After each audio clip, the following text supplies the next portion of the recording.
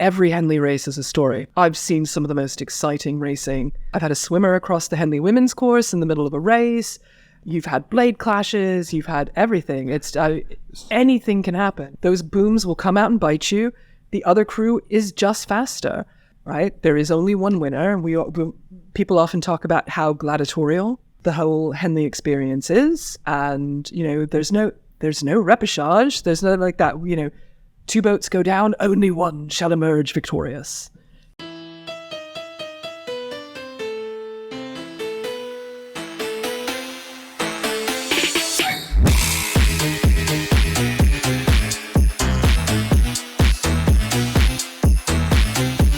Hey, what is up? Welcome to Last Stroke Counts. Today we are joined by the crew liaison for Henley Women's Regatta, Mrs. Anne Buckingham. Anne is someone who doesn't need an introduction, but I'm very pleased to welcome you to the podcast today, Anne. I'm really thrilled to be here. Thanks for coming on. Again, another one in the Leander Library, which was convenient. But we've said before, such a great place to do it. Really excited with this one. I mean, there's not much in rowing that you haven't been involved in. Like you said, over the pond, head of the Charles for a long time, Women's Henley here, committee, Leander, I'm sure a million other things which we'll get into. But loads of things to talk about, which maybe we haven't necessarily spoken about with other athletes or coaches or rowers that we've had on the show. So I think this is going to be a really fun one. Yeah, Anne's going to bring a lot of brilliant perspectives, and we all three of us go back quite a long way now that we've actually been chatting off air before starting the episode. Like, it's been quite some time. It's been quite some time, and of course, as I was saying when you came here, I think we all first met at various points here in the Leander Library over the years. Yeah, I think I probably first met you at one of the Meet the Athlete dinners. I think. Okay. But since then, it's always great to bump into it, and I don't think you can ever bump into Anne and not come away with a smile on your face. That's great. That is true. Yeah, exactly. I used to bump into Anne here in the Leander Library when I was doing revision for my A-levels, and Anne was just busy fixing the world. I wish if I was allowed to fix the world, I would hope it would be more fixed, but one step at a time. How do you eat an elephant? One bite at a time. One the Henley women's crew at a time. Yeah, that's right. Being time. Absolutely. Awesome. So as we start with everyone else, I'm really interested to find out how you found rowing in the first place. So I suspect I've found rowing a little different to a lot of people. I grew up in an area that rowing was not a thing, but I'm actually kind of shocked and delighted to find out that it has become a thing. Yeah. There are now rowing teams in the town where I grew up, at the universities near where I grew up, that didn't exist when I went there, and it's kind of amazing. So Lehigh University, Lafayette College, Allentown School District, way to go, guys. And I really want to come back and actually come see your programs and see it in person. And I want to get you here to Henley, all of you. It's sort of my life's mission now, is to just get people here to Henley, and we get more and more every year, and I want to make more of that happen. But so I was near Philadelphia, it's about an hour outside Philadelphia, and you would see it, knew nothing about it, spent a year at an American college that bizarrely printed all these Allegheny crew sweatshirts despite not having a rowing program and not being near anywhere we could row. Took my sophomore year abroad at the University of Nottingham here in England, and was very, very fit from basketball, wanted to try rowing, and turned up, and I think to say that I was not good was a wild understatement. So we had the first day of rowing, and you're obviously on the ergs, and there were two of us in the lineup, and the coach desperately trying to find something positive to say, desperately trying something like that. And there were two of us to whom he said, well, your heart's in the right place. And we might be the two people from that crew that have gone furthest in rowing, because the other chap was a GB lightweight for the Atlanta Games. Amazing. I mean, as a coach, I'd always take an athlete with who's working hard, than the one who can just do it but doesn't really care. Oh, they were trying to, again, they were trying to be positive. They're trying to keep us here. But yeah, day one didn't look promising, but we kept coming back. And the problem is, and I think you find this much more at the European universities, that we were coached by third years who may have only, started in their first year, and are also busy coaching the third years to try and win something. So we would go off, and I would be at 5, and you can't always tell on audio, but I am 6'5", and the rudder would be on full, and we'd be going 15 degrees the opposite direction with me at 5. And and they're like, why don't you row half slide or half power? And at which point the weight power ratio just makes me a drag on the boat. So then I would go row at 5 with the men, and that seemed to work okay, but you couldn't race that way. And I mean, I did a couple races, and it just wasn't working. And I've broken a lot of rowing coaches' hearts over the years with this. They're like, but you can rig for that. You can do all these things. And I said, yes, but they were third years, and it didn't happen. So did you not fancy sculling, or was it all just rowing? So somebody did teach me to scull in the spring. Somebody taught me to scull in the spring. And I fell in first day. And I was in a boat that was so old. It was a wooden boat, beautiful thing, but it was so old. And they're like, don't worry about the leaks. It hasn't been in the water for years. As the water goes back into the wood and swells up, it won't leak so much. So I did that, and then went home, and then found, and I'm not sure how I did this, because this is I'm old, people. This is pre-internet days. And Vesta Boat Club, God bless you guys, put me out in my first double to make sure that I had even vague competence, and then said, great, come in off the water. Girl behind me in bow stands up. She sees the single strongest thing I've ever rowed behind. And she'll be fine. And they said, right, fix this foot plate. You can use this boat, pay us $100, and here's a key. And you can row all summer. And I worked shifts. So I would finish my shift. I would drive down, middle of the day, nobody there, nobody on the river, just sculled all by myself, no coaching, no nothing. Fell in a couple of times again. Best one was somebody shouted, hey, sculler, from a bridge, and I looked up and they dropped their trousers, and being the innocent, naive thing that I was, I let go of both oars, covered my eyes. When I came up, they were laughing, so they had not expected that, but to be fair, neither had I. That's a humbling experience, falling in.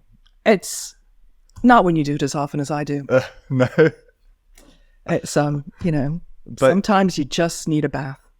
But you still caught the bug for it. You still fell in love with the sport. I still fell in love with it. Love-hate? No, it's not a love-hate. But that's the thing. So I went back and erg tested, first ever erg test based on Watts. Beat the men's senior 8. Yes. Every last frickin' one of them. Oh, how good did that feel? Get in, Anne. Walked off.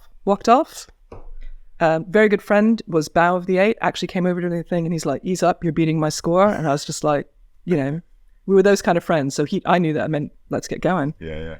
And walked out in the hallway, time zones, missed medications, everything else, because I'd just come off the plane from America, walked into the hallway, had a massive seizure because I am epileptic, and I did not row again until I was 27. But I do have a card from the team with Joe's writing, big letters, serves you right for beating my score.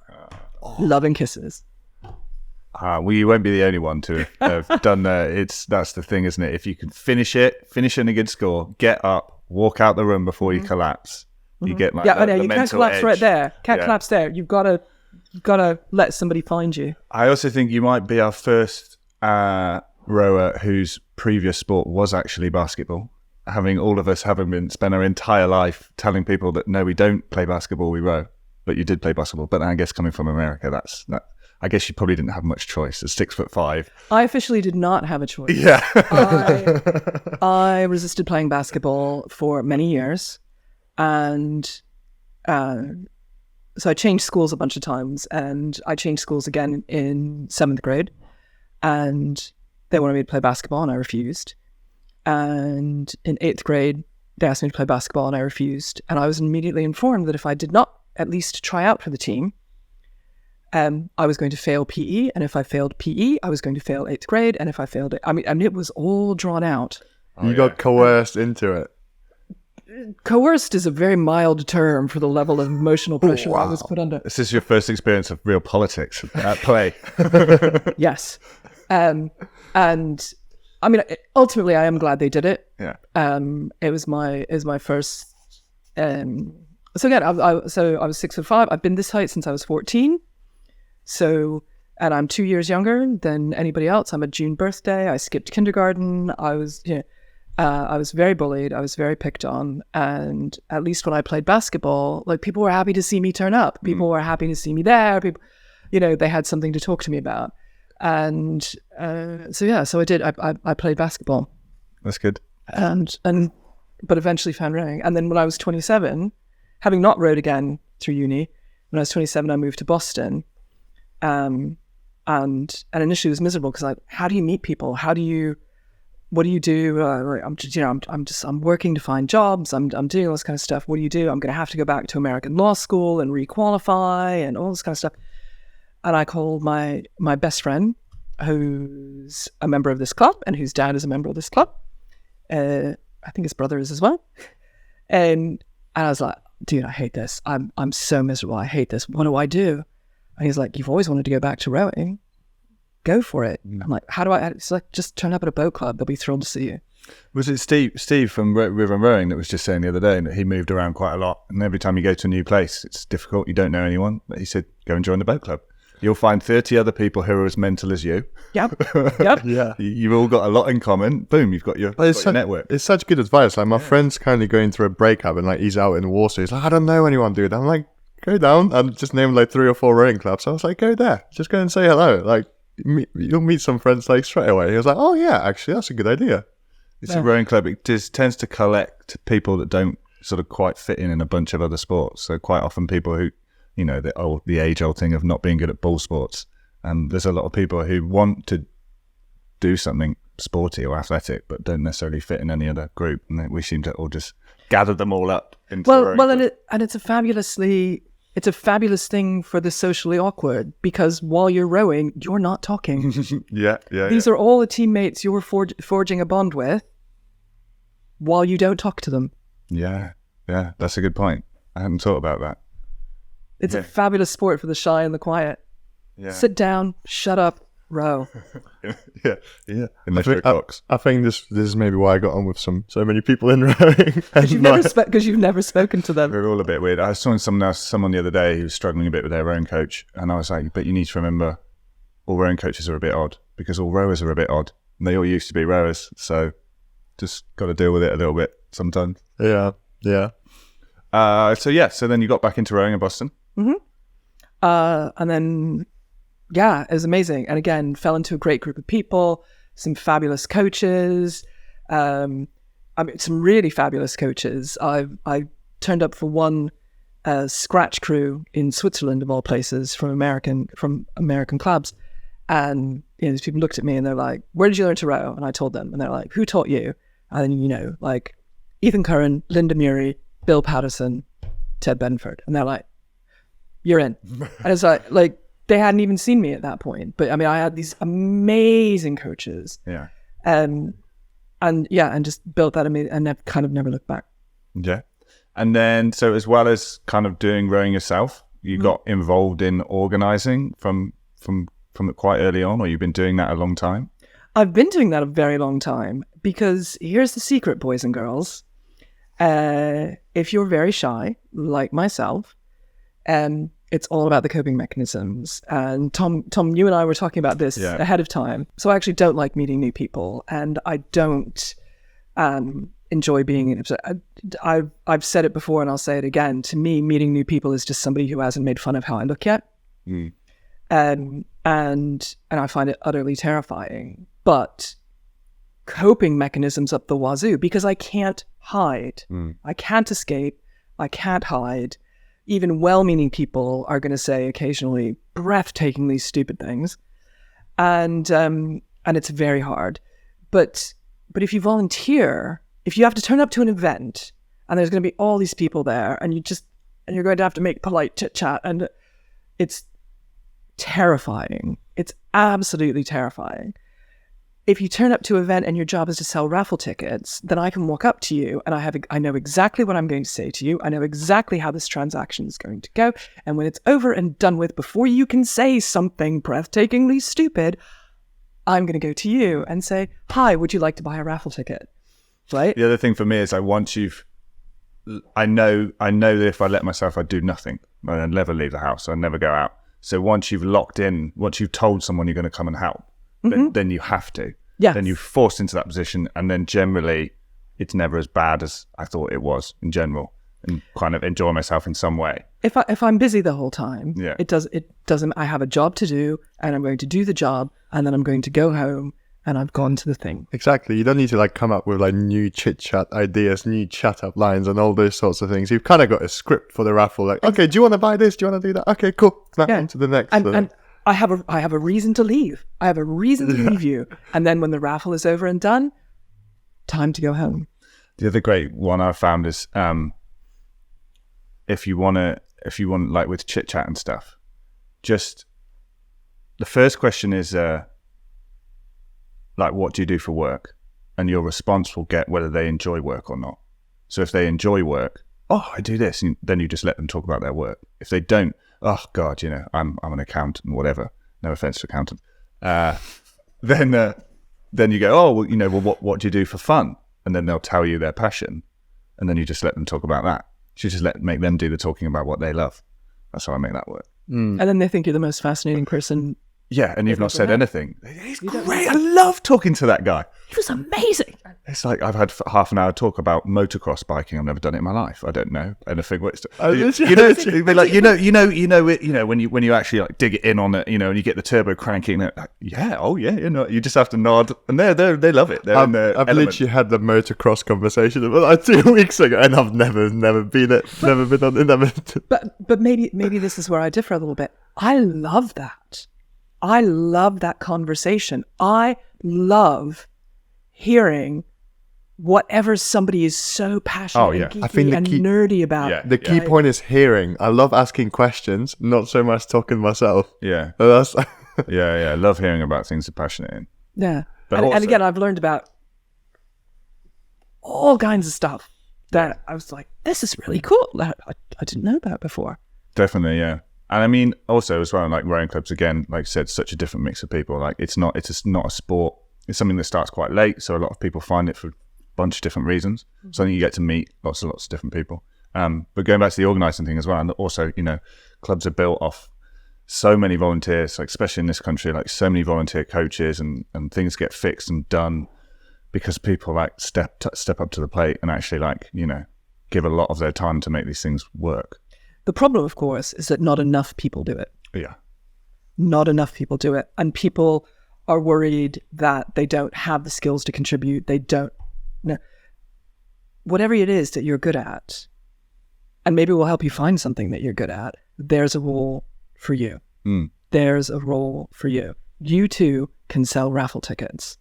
And the other thing about it is, because we need volunteers so much throughout this entire sport, is you will rapidly be promoted beyond any levels of competence you actually have. Rapidly. You can ascend to some pretty high heights. You'd say that. You'd think we could sell raffle tickets, but when we tried early this year, people called us scammers because we were trying to give away a rowing machine for a £5. Didn't necessarily call us scammers, but yeah, they couldn't believe the deal that we did. We painted this rowing machine red and to raise money for our friends who are currently crossing the Atlantic. They just set off a few days ago. And everyone was just really suspicious of it. So you I think just give you £5 and you give me a rowing machine? Yeah, No, that's give me the £5 and it's a chance. yeah, a chance. Yeah, yeah. So you'd think we could sell some raffle tickets, but Context is key. Context is key. Sorry, What Anne. you need is a cocktail party to raise funds for those people, and then at the cocktail party, you sell the raffle tickets. yeah. See, there you go. The skills. So learning already. Everybody already knows why they're there. I did. We coached at Oxford for a while. So one of the summer 8 events, I was down at the bank getting ready, and one of the umpires came up to me and was like, "Hello, I have no idea what I'm doing.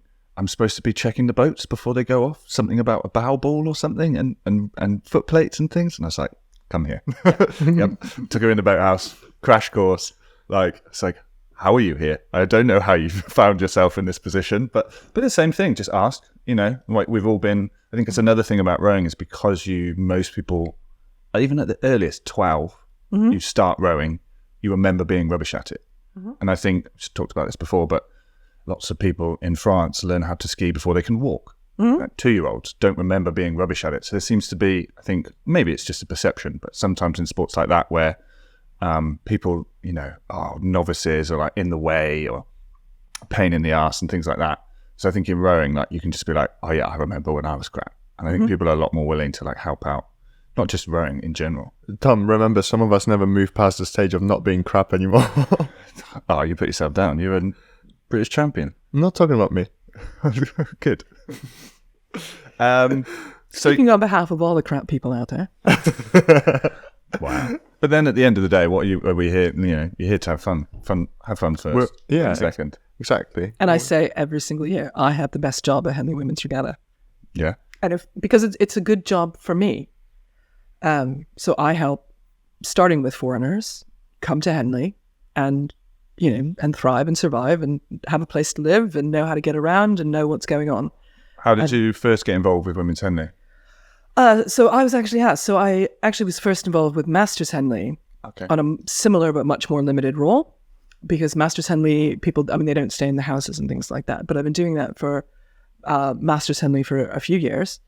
And then the great Miriam Luke came along and was the new chair in 2013 of Henley Women's, and realized that we needed a lot more volunteers. And one of the volunteers that she wanted to recruit, one of the roles she actually created, was my job. And I didn't find out for a couple of years that apparently she asked 3 people before me, and they all went, nope, nope, nope, nope, nope, nope, nope, nope, nope. But 2 of them out of the 3 apparently said, you should ask Anne Buckingham.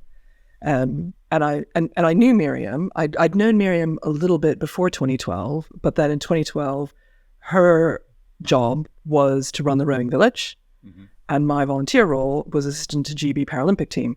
So we'd encountered each other then, and she got a hold of me, and I could not jump at this chance fast enough. Absolutely couldn't jump at this chance fast enough.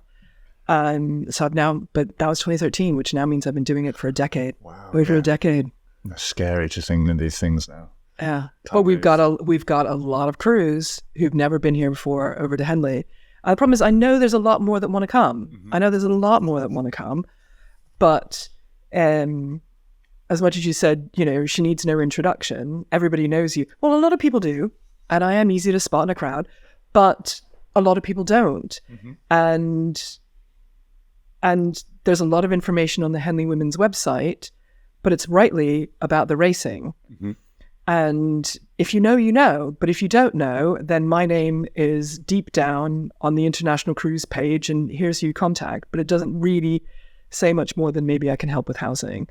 But I also don't know how else you'd better encapsulate what I do. So, but I'm here. But every year people are like, what do I need to know? What are the secret tips? What are the whole things what I need to know? And that's, why I'm really glad to sit down and talk with you guys.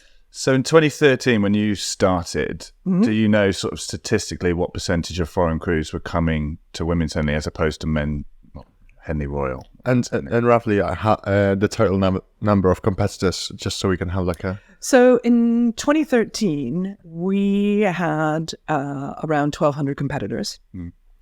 And the percentage of overseas crews was actually pretty low.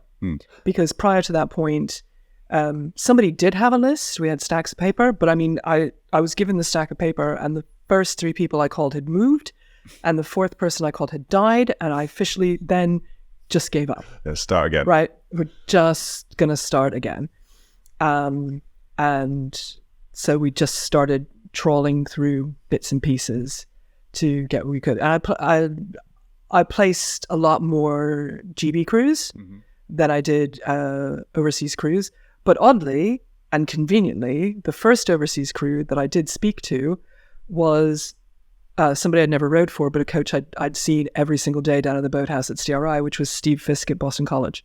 Cool. And he was literally the first person I got to call up and be like, how can I help? Hey, it's Anne Wolf, as was. How can I help you? Cool. So, and then in relation to Henley Royal at that time was probably, I don't know. It's not, what would you say? Something like 20%, 30% higher?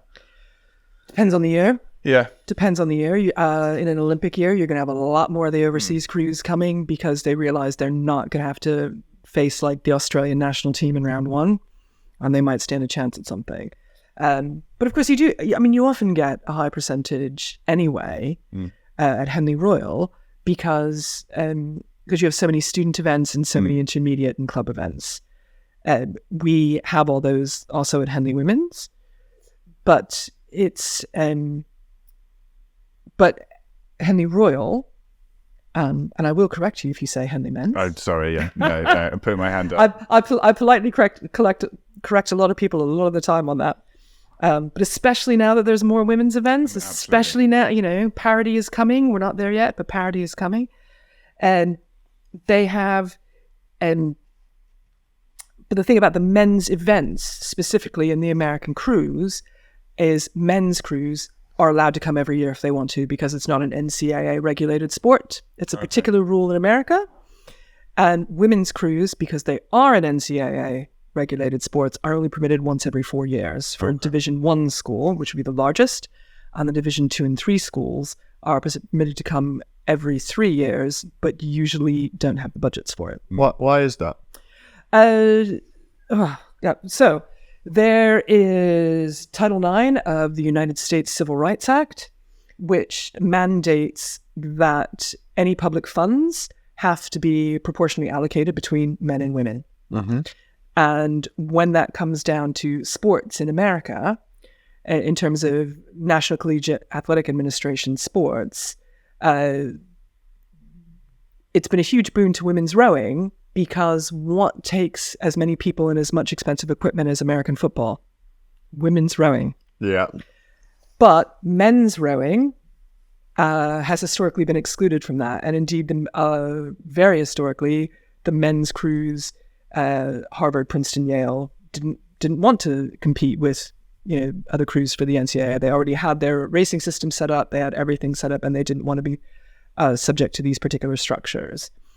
But as a result, women's rowing scholarships, women's rowing facilities, I mean, it's pretty amazing stuff. Yeah, the way I saw. But it's an NCAA rule that they're only allowed once every 4 years. Okay. Yeah, so there's no NCAA women's American football. So there's no NCAA men's rowing. So it's kind of like women's rowing replaces that. Yeah. No, I was just wondering why NCAA wouldn't permit, obviously, women's crews to come and get the trophies every year, because I think it could be good for the sport. But then again, I don't know half of or a quarter of the intricacies that go on in that system. So that's why I've asked. The NCAA at the moment has some fascinating litigation going on and a lot bigger fish to fry. So check with me again in a decade, and we'll see where the NCAA is at. And let me just put that in my calendar. So then in terms of, obviously we're talking about America quite a lot, but your crews from all over the world. You're not just limited to America. I'm not just limited to America. America's obviously where I started and where I still have a lot of contacts. But nope, even last year we had fabulous crews from Australia. We had individual rowers from New Zealand. We had the Dutch. The Dutch are coming over more and more every single year. It's great. And Germany, where else? I mean, we get the odd person from various countries. Poland started to turn up a little bit. Starting to turn up. Canada, again, more and more from Canada. Yeah. I was going to ask about the Spanish-speaking world, because we don't really see crews from Mexico. We had Spaniards last year. I have placed crews from Mexico, specifically from Mexico, and we had Spanish-speaking crews last year as well. Oh, fantastic! So presumably the motivation for this is thinking from Henley Royal, the history and the crowds are great, but as a rower, what you actually want from the event is the best. You want to race the best people. You want to have the highest standard, and you want to, sort of things like, for example, the Ladies' Plate just is a men's event, but it's called the Ladies' Plate. It's intermediate 8 at Henley. You're going to get pretty much the fastest college boat from America. Mm-hmm. You're going to have the fastest boat from the UK, and you'll probably have one of the fastest boats from Europe. So if you get to win that title, you kind of get to call yourself the fastest Club 8 in the world. And I think that's the draw of that event. Presumably, so what you're taking on is to kind of do the same thing for women's Henley. So, well, then we have been doing the same thing Yeah, for Women's yeah. Henley. But again, it's all the way through. So Women's Henley in the last decade, and bear in mind, Henley Women's has only been around about 35 years. But again, it's a record entry every single year. It's just growing. There are only 3 races on the boomed course in Henley. And they are Henley Women's, Henley Royal, I know the Henley last one. Masters. Oh, what about Henley TMV? There's booms. Henley Town and Visitors. I raced in that one year. We definitely had booms. Yeah, but by then they're already taking the booms down. They're already... It's not the full boom course. Okay. It's not the full boomed course. Sorry, I thought I was going to shine here with my specialist expert knowledge and that embarrassing me. I'm probably just going to cut this out. That's all right. That's all right. But yeah, so there's only the 3, and again, it's just getting more and more prestigious. So, I mean, a win at Women's Henley. It's a big deal. Yeah. And it's increasingly Oh, a big deal. absolutely. And increasingly, as we have more and more crews from Women's Henley stay through and race the Royal, it's a good precursor of what's to come and to check out the competition, but to also get the practice on those booms. Because if you're not used to them, and often even if you are, they're tough things. Yeah. You can put your blade over a buoy in the head of the Charles. You can put your blade over a buoy, in the Olympics. Yeah. Kind of thing. And it's not a penalty as long as you're not interfering with anybody else.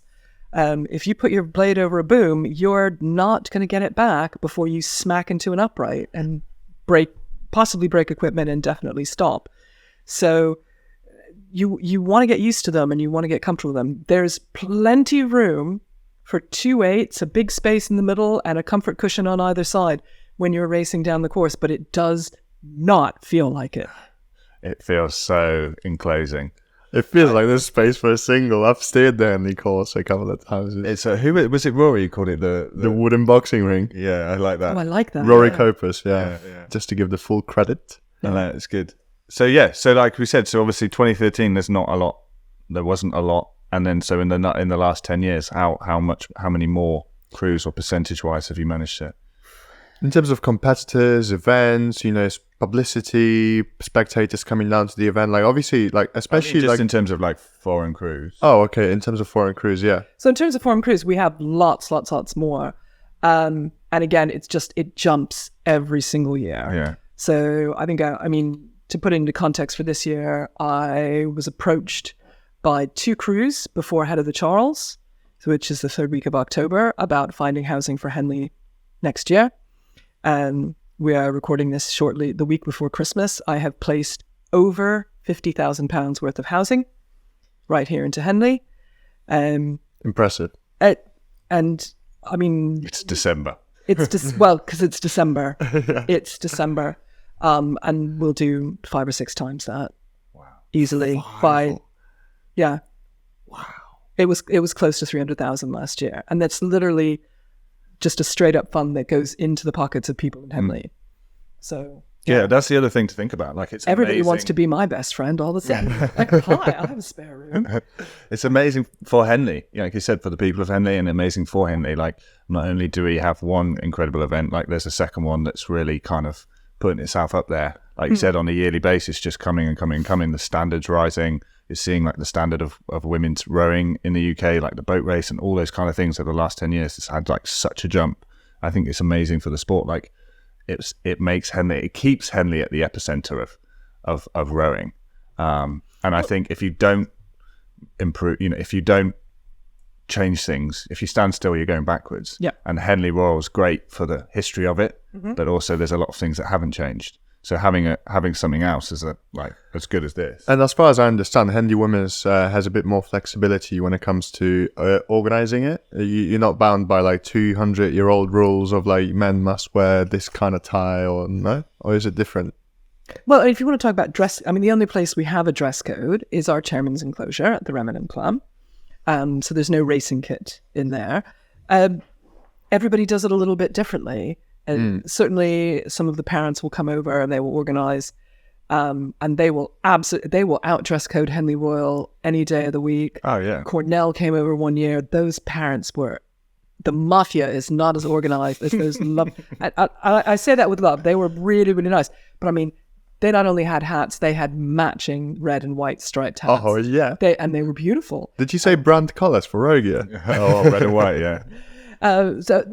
Actually, you and Cornell would go get on very well, sort of thing, in terms of the colours. We'll have to not copy their blazer. We're talking about maybe making a Rogia blazer for Pete and I this year, but to find out who else has got red and white. No, yeah. Well, that's exactly what I expect from Cornell. Having seen The Office and how Andy Bernard talks about it in very high spirits, I wouldn't expect anything less than that from Cornell. Yeah, I mean, that's the point, that you're making it into an event that's worth turning up to and putting all your gear on and actually, like, you know, coming and doing it properly. Yeah, it's now running over 3 days as well. It's now running over 3 days, and it's running over 3 full days.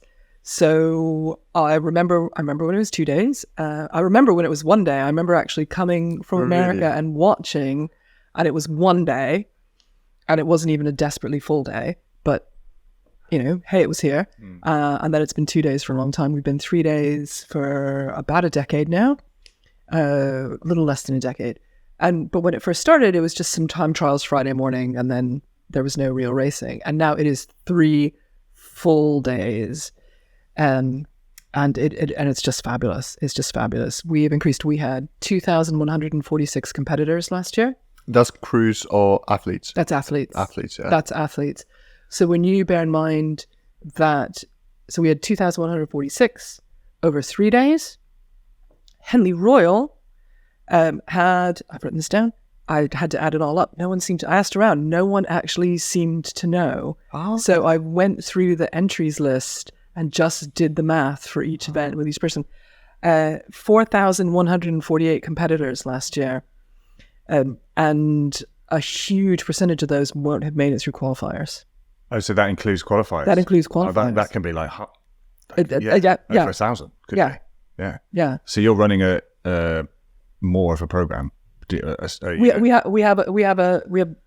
have more events. Yeah. We have more events, and we have more women's events. Yeah, and also like, if you take into consideration the fact that Henley Royal runs over 6 days, then if you halve that, then you've got way more like races per day than Henley Royal will. We don't break for lunch. We don't break for tea. Yeah, we're going to have a tent there this year. Excellent. Last year we did a few events we didn't do with Miss Henley, and we ended up being a bit annoyed really. We went to Marlow, which was not quite as good. No offense to Marlow. We got a free spot, so it was good. Yeah, because they forgot about us. But yeah, no, I think that's going to be on our calendar for sure, to come to and have a little tent. And well, if you need to know who to contact, I'm happy to put you in touch with the right people. Yeah, of course, we'll speak to you about it. But yeah, so I wanted to say now, like, give you just like a good opportunity to talk specifically about what you do and what people who need to speak to you should do if they want to come over to Henley.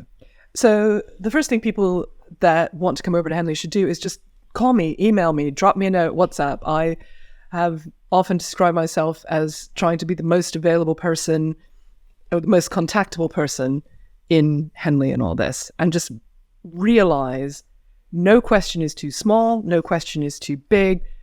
I'm not going to think you sound stupid. I know how to foreign, right? I know how to be here and I know how to be foreign, and I've either had to figure it out for myself or figure it out for someone else, or, you know, maybe sometimes every year there's a couple of new questions and they're always a fascinating challenge. Last year's most unique question was, if someone's flying over in a private jet, where's the nearest airport they can land? But The answer is Northolt. North. Oh yeah, no, quite close. Yes, Yeah. Oxford's too small because you need something that can fly transatlantic. Okay. What about Benson? That's military. Well, that's a good enough exception for Henley Warriors, isn't it? Military? No? No, you wouldn't be allowed in there. But wow, that's an impressive. Yeah. That was definitely the standout question of last year. And now you know. And now I know. Yeah. And now I know. Yeah, so if you can ask me that, you can ask me anything. Absolutely. I've had, and everybody comes at it from a different vantage point, right? So, first time I talked to the former head coach of the University of Tulsa, he phoned me up and he's like, yep, so I just want to, I'm bringing this many athletes and I just want to book this many hotel rooms for this day. And I was like, it's really not how it works. But that's what you would do in America. That's what you would do in America. And of course, everybody's going to the same courses. You know the same hotels. You know how to do it.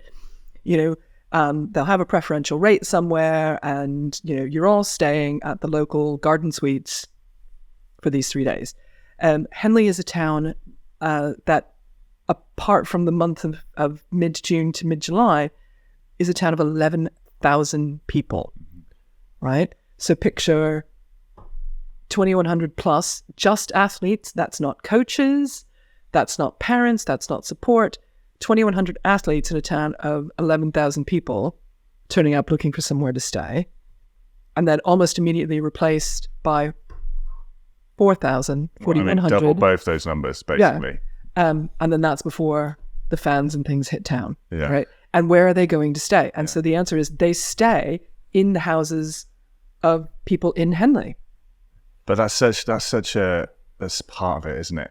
It is. It's the part they love them. It's the part they can't understand, and it's the part they most wind up loving.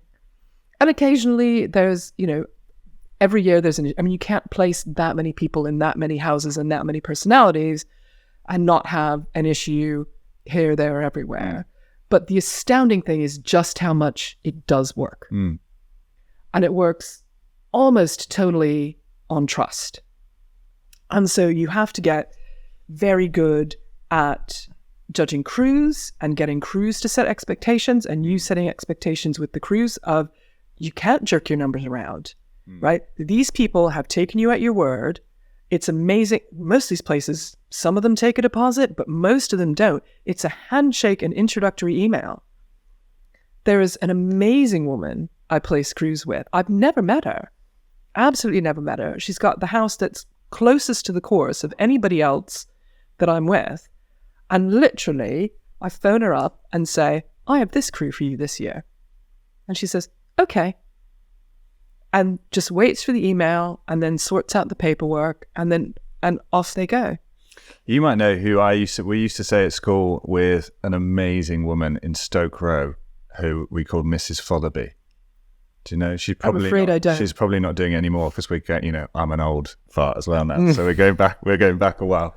But yeah, it was so nice. Yeah, it became like the sort of authentic experience to come down and then also, like the boat tents and the showers and all those things that you miss out on when you're a Leander athlete. But those kind of things make the regatta so different from any other one you attend. 100%. And then even if you wanted to go the traditional route of trying to find a hotel like you would in other countries or other events, I did a little bit of this with the Polish rowing team this year at Henley. I was trying to help them sort out some last minute accommodation, and you're looking at Marlow, you're looking at Maidenhead, you're looking at Reading. It's like with Henley traffic on Henley week, they managed to find somewhere in Henley, so that was all right in the end. You want to be in it. You want to be walking down to the river, through the town, seeing the flags and the people, and even if you're still in it on finals day, walking past a few drunk people on the street from Saturday night, you're walking down to your finals, like all those things is what make it like just totally different from any other event.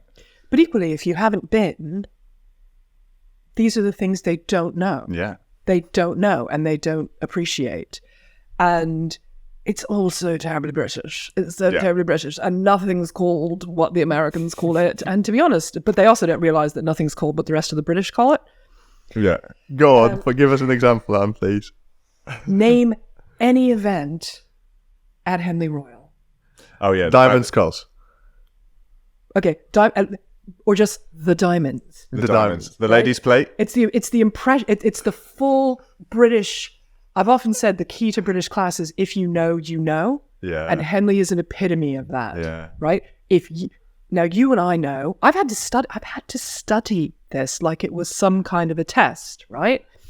But you can walk through and have an entire conversation about Henley Royal and not have even people who understand rowing, if they're not from Henley, if they're not racing here, know what you're talking about. It's like, so you have the ladies, the Queen Mother, the Prince Philip, the Prince Edward, the island, the Remenum. There is no clue in any of those event names as to what it actually is. That is so true. I don't even know half of these events. And like you could look at eavesdrop on someone's talking about, and the stewards, they're down at the enclosures, they were talking at the progress board, and then the rate of striking or something. Just like you said, even if you know rowing, you can get lost in the Henley talk. Yeah. You can, and that's the thing. And then it gets terrifying because what are we doing? What are we signing up for? What is stewards, right? So and are we talking about stewards the competition, or are we talking about the stewards enclosure, or are we talking about the people who walk around? Yeah, even rowers don't get it right because right? rowers will say, "Oh, are you a steward? Can I get some tickets off you?" No, he's not. You're not. The stewards are the actual people running the event. You are a member of the stewards, so we don't even get it right. Yes, but you could also be racing stewards. Yeah, you could be racing in the stewards. Yeah. You could be a steward. You could be a member of stewards. Yeah. You could. I mean, oh my god, it's insane. Yeah, never even realized. But if you're used to it, then.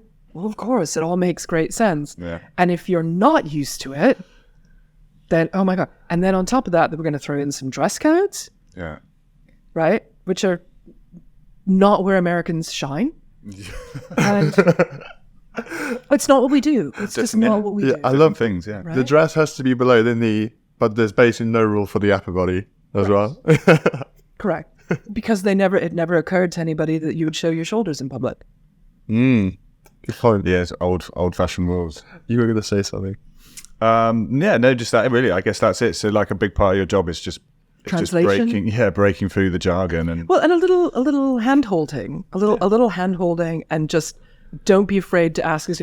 And then, God bless them, I get people, and they'll ask the questions, which is great because whatever question you're going to ask me is going to come in helpful to someone else. I mean, I'm not 100% certain when the private plane thing's going to come up again, but when it does. I have the answer. And now so do all of you. It's fine. Mm-hmm. But we'll get there, right? We can get you through whatever you need, even if you've never been, even if you do whatever. And I'm not native to here. I've moved here. I love it here. And I want to show off my little town at its absolute finest in the sport that I love. And I want you to have a great time and come back every 4 years. Yeah, that's the other great thing about rowing. And I sort of said there's no one who just casually rows for a laugh. Like, it's you are or you aren't a rower, and it's because we all fall in love with this sport and you just want to share it and you want other people to enjoy all the good bits of it. So that's another bit of it. I also just think as well, like with Henley, like how ridiculously lucky we are that the most famous, biggest, most international, oldest regatta in the world happens in our country. We just drive down the road and turn up with our trailer. And everyone else who wants to enter this event has to fly transatlantic, or people coming from Australia. Transatlantic if you're lucky. Yeah. But it is worth it. That trip that you make, it's so worth it. It's like a world of its own. Like I remember first time, the guy who actually got me into rowing in the first place, my neighbor, he rowed in the Polish Olympic team in London and Rio. Me as well, didn't he? We're going to talk about that at some point. But he came to Henley in 2013. And he said it honestly beat the home games in London. Like, it was better than the London games, the atmosphere and everything. I was like, right, well, I guess I know what I'm doing with my rowing career. But yeah, no, it's so worth making the trip, isn't it? Like, I've heard that from multiple Olympians, actually. Because the thing about the Olympics is, in theory, you've got a decent idea who's going to wind up on the podium, right? There's always a wild card, and racing is racing. Nothing is ever predestined or predetermined, but you've got a decent idea. Yeah, they all will have raced 10 weeks ago in Lucerne, so you've got a good shout. Yeah. But every Henley race is a story. Yeah. Every Henley race is a story. And I've seen some of the most exciting racing. And again, not just at women's Henley, but other things I do, Head of the Charles, Henley Women's, can't sit still, don't actually want to talk to anybody. So I do commentary from the back of the boat and talk mostly to myself. And I've had swimmers. I've had a swimmer across the Henley women's course in the middle of a race. You've had blade clashes. You've had everything. It's anything can happen. But we've had an interesting theory about how to determine who's more likely to win in a Henley race. is the crew that is more tanned at that particular time. Because it proves that. So you're saying lack of sunblock is the key determinant? No, it's Tom was having it. Yeah, on the basis that the most tan crew probably had a great sunny training camp. If they've come off, this only really works for British crews, I guess, because if you're in America, you're going to be tanned anyway. If you're going to be out on the water all the time, Possibly. but yeah, Yeah, but it's in July. Well, British. But I really, weather. we need to put it to a test. Like, I'm actually genuinely gonna run some machine learning statistics on like if you are more tanned, does it make you more likely to win Henley? but yeah, then I guess it just depends on how much sunblock you use. Correct. Yeah. How do you think the event has, or like, how have you seen the event change in the 10 years that you've been looking after it? Like, obviously, it's grown almost double in size in terms of the number of competitors. It's more widely spoken about. I think it has coverage now as well that it didn't before. So it's definitely like gained coverage. Like people are actually making out the trips to go and race at Henley Women's. Like obviously, I don't know. Did you add many more events, or how is that We shaped? haven't added a particular number of events. I mean, the rules and eligibility changes every year. And then similar to Henley Royal, there is, well, actually not similar to Henley Royal. You can double up in events at Henley Royal. You can't double up at Henley Women's. Why is that? We only have 3 days of racing. And if you are in 2 different events, we don't have the ability to just shift the crews around and move this race to that race because you might be in this forum and rowing the single or something. We don't. But that puts more weight on the win that you do get from that one event that you haven't. So I also do also like that in a way, yeah. It is what you can't double up at Head of the Charles. You can't double up at Henley Women's. You can double up at Henley Royal, and people do. But I don't know. Have many people done it successfully? Some people do. There are limitations. Obviously, you can't be in different standards of events. Correct. And that you are sort But of. have they been successful? Yeah, so we've had 2 people on the podcast. We've had Susie Deer, who's won the pair and then the 8, and we had Matt Aldrich, who's won the 4 and the 8. But in the same year? In the same year, Yes, but it's very rare. It's generally very rare. It can like any event takes a bit of luck, and you also are sort of at the mercy of the timetable. Obviously, they will do what they can, but you may or may not get some close races. You can't always have your races put at either side of the day. So it has been done, but certainly rare. I would say it's very rare. So you can't. So what else has changed? Would you say? I mean, just the sheer numbers. So the sheer number of spectators along the bank has been a phenomenal increase. Again, number of athletes, the parents that are coming down, the crews that are doing the business that we've had in terms of who wants to, make sure they're represented at Henley Women's Regatta. And we've always had a chairman's enclosure, but now with it being at the finish line at Remington Club, we have a much better finish experience. And I think just every single aspect of it has just stepped up and it's just upped its game. And as you say, we've got, we don't have 200 years of history to draw upon, but it also means that we're making 200 years of history right now. Exactly. That's not necessarily a disadvantage. That's what I was trying to say. Yeah. Yeah, definitely. I'd also like to deal with 2 questions. Yeah. Well, one more of a supposition and one question that I'm always asked. Please. So the supposition is that Henley Women's and Henley Royal must absolutely hate each other. Because Strange. Really? People think that. People did certainly for a long time. I think a lot of people do because why was Henley Women's created? Well, okay, yeah. In the past, so like the official, and then for a while as well. Even when Women's Henley was started, they had to finish at Remington because women weren't allowed to Go row past through the the enclosures. enclosures. Yeah. Is that a rule? Am I right? It's not that they're allowed to not row. It's because they're still building the course, right? They've got to have the safety measures in time. It's only 2 weeks before.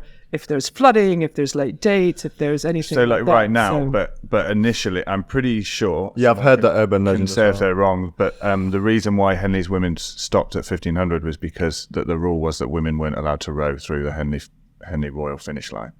I've heard various things over the Maybe years, that's and just that like a, both surprises me and wouldn't surprise me at all, but I can neither confirm nor deny. Yeah, I simply don't know. But there's so many rumours that run around. That could just be something that someone said. I think that could be an urban legend, but like now you're putting it out there as saying that the course is still being built. That actually makes way more sense for safety. Yeah. It's that safety buffer. Yeah. It's that absolute safety buffer because, effectively we're on their course. Yeah. Right? So they've got to have it finished. They've got to have it ready for their event. But then that makes it like 650 meters shorter of an event as well, which means like we've heard from some people that 612. There you go. Yeah. So I've heard that just the event just runs out on you really quickly. You think like, oh, okay, I've got 3,500 in a bit. Like, it's still against the stream. My new shiny response is, how long is the course in Los Angeles? The exact same distance as Henley Women's Regatta. Yeah, you've started your PR campaign 10 years before everyone else. I love that. It's still against the stream, so it's not like a 1,500 in a flat lake. Yeah. But yeah, so going back to what you said, so I guess the perception was that Henley Women's Regatta had a bee in their bonnet about Henley Royal. I can see that opinion. And there was also frequently an opinion that Henley Royal had a bee in their bonnet about Henley Women's. Right. So depending on which side you were on, everybody seemed to be very angry with each other, when in fact the reality, I don't know where it started, maybe it did start like that was before my time, but surely the reality now, and has been ever since I've been involved, it's been actually quite a cooperative relationship. Well, yeah, why would you not work together? Yeah, it makes sense. Yeah, but yeah, it is actually very cooperative. That's good. And then the question that I'm asked multiple times a year, especially every time they announce, women are allowed at Henley Royal, is, well, when were they allowed men into Henley Women's? To which the answer is, we always have. You've been able to have male coxswains for a very, very, very long time. And they're there, and we're happy to have them. Yeah. Do your research before you try and make a dig at someone. That's good. It must be quite nice to be able to answer that when someone does try have a dig. I am the person that always makes a point of posting International Men's Day, because every year on International Women's Day, men ask me when it is. And so I make a point of reminding them, because you know what? They need a woman to remind them.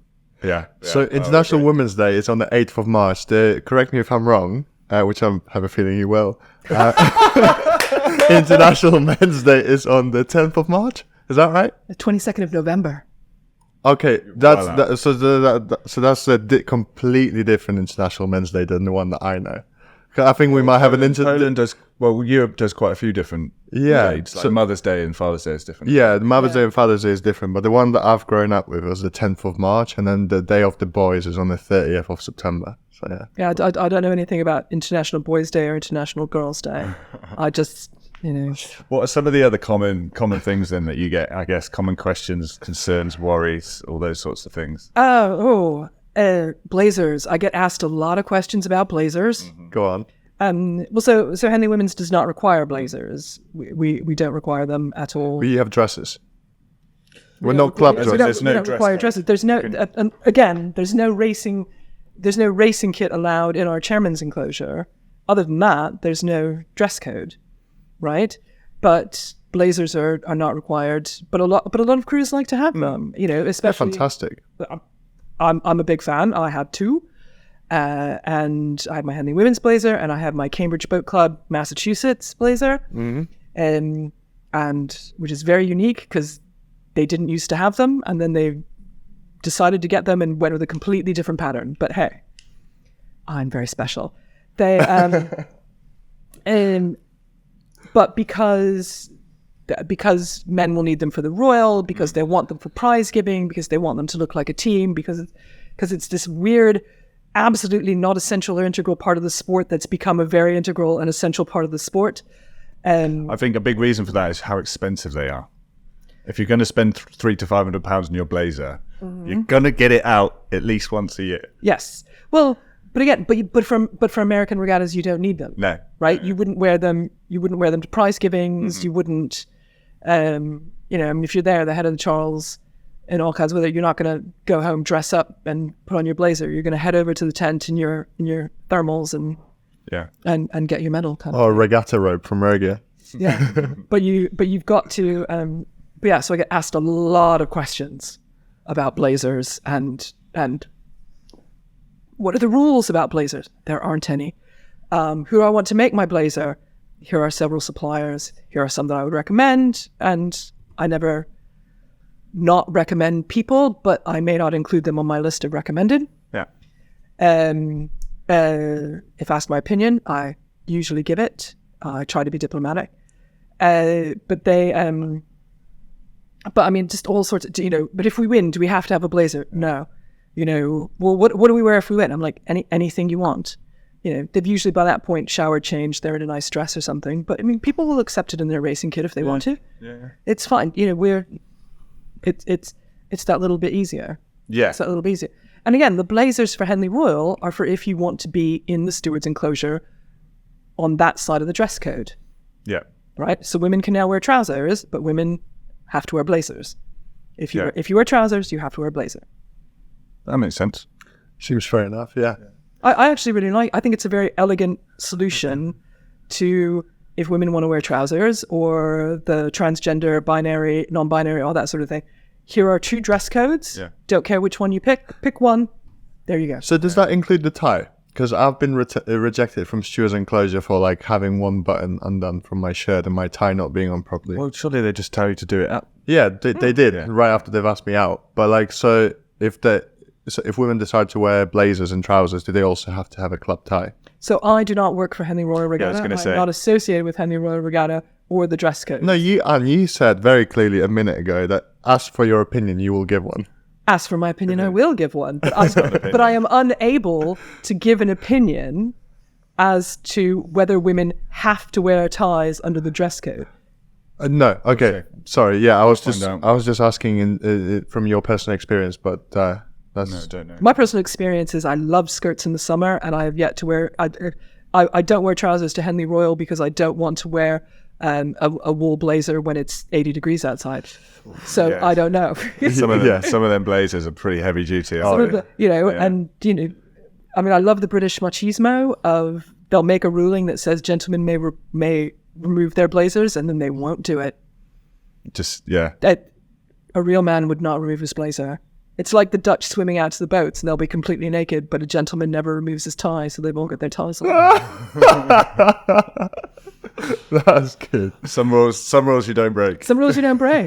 They may say you can take off the blazer, but don't you dare.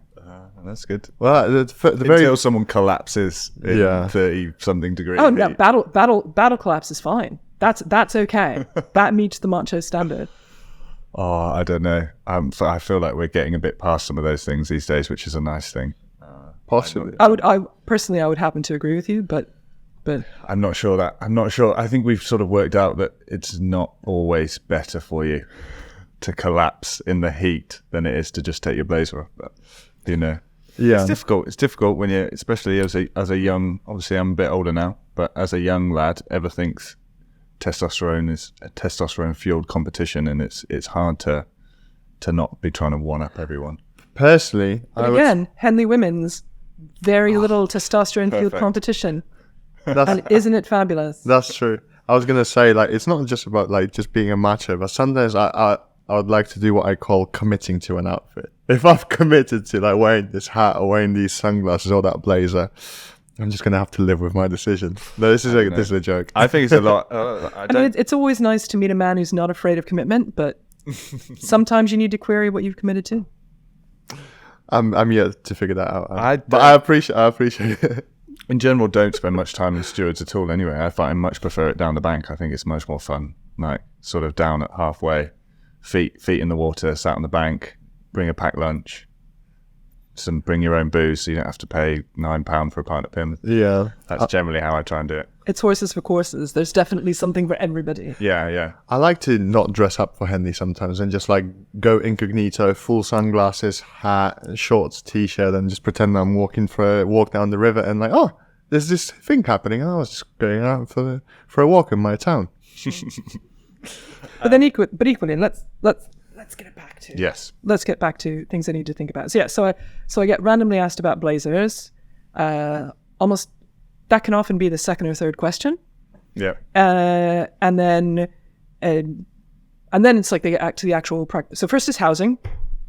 Second is blazers. And then we'll get to like, oh yeah, boats. I need to get boats. How do I get boats? How do I get to and from the airport? Which airport do I want to fly into if I don't have a private jet? You know, and also the little practicalities, you know, am I going to need a van to drive the team around in? How are we going to eat? What are we going to do? How do you make sure that the team eats every single day?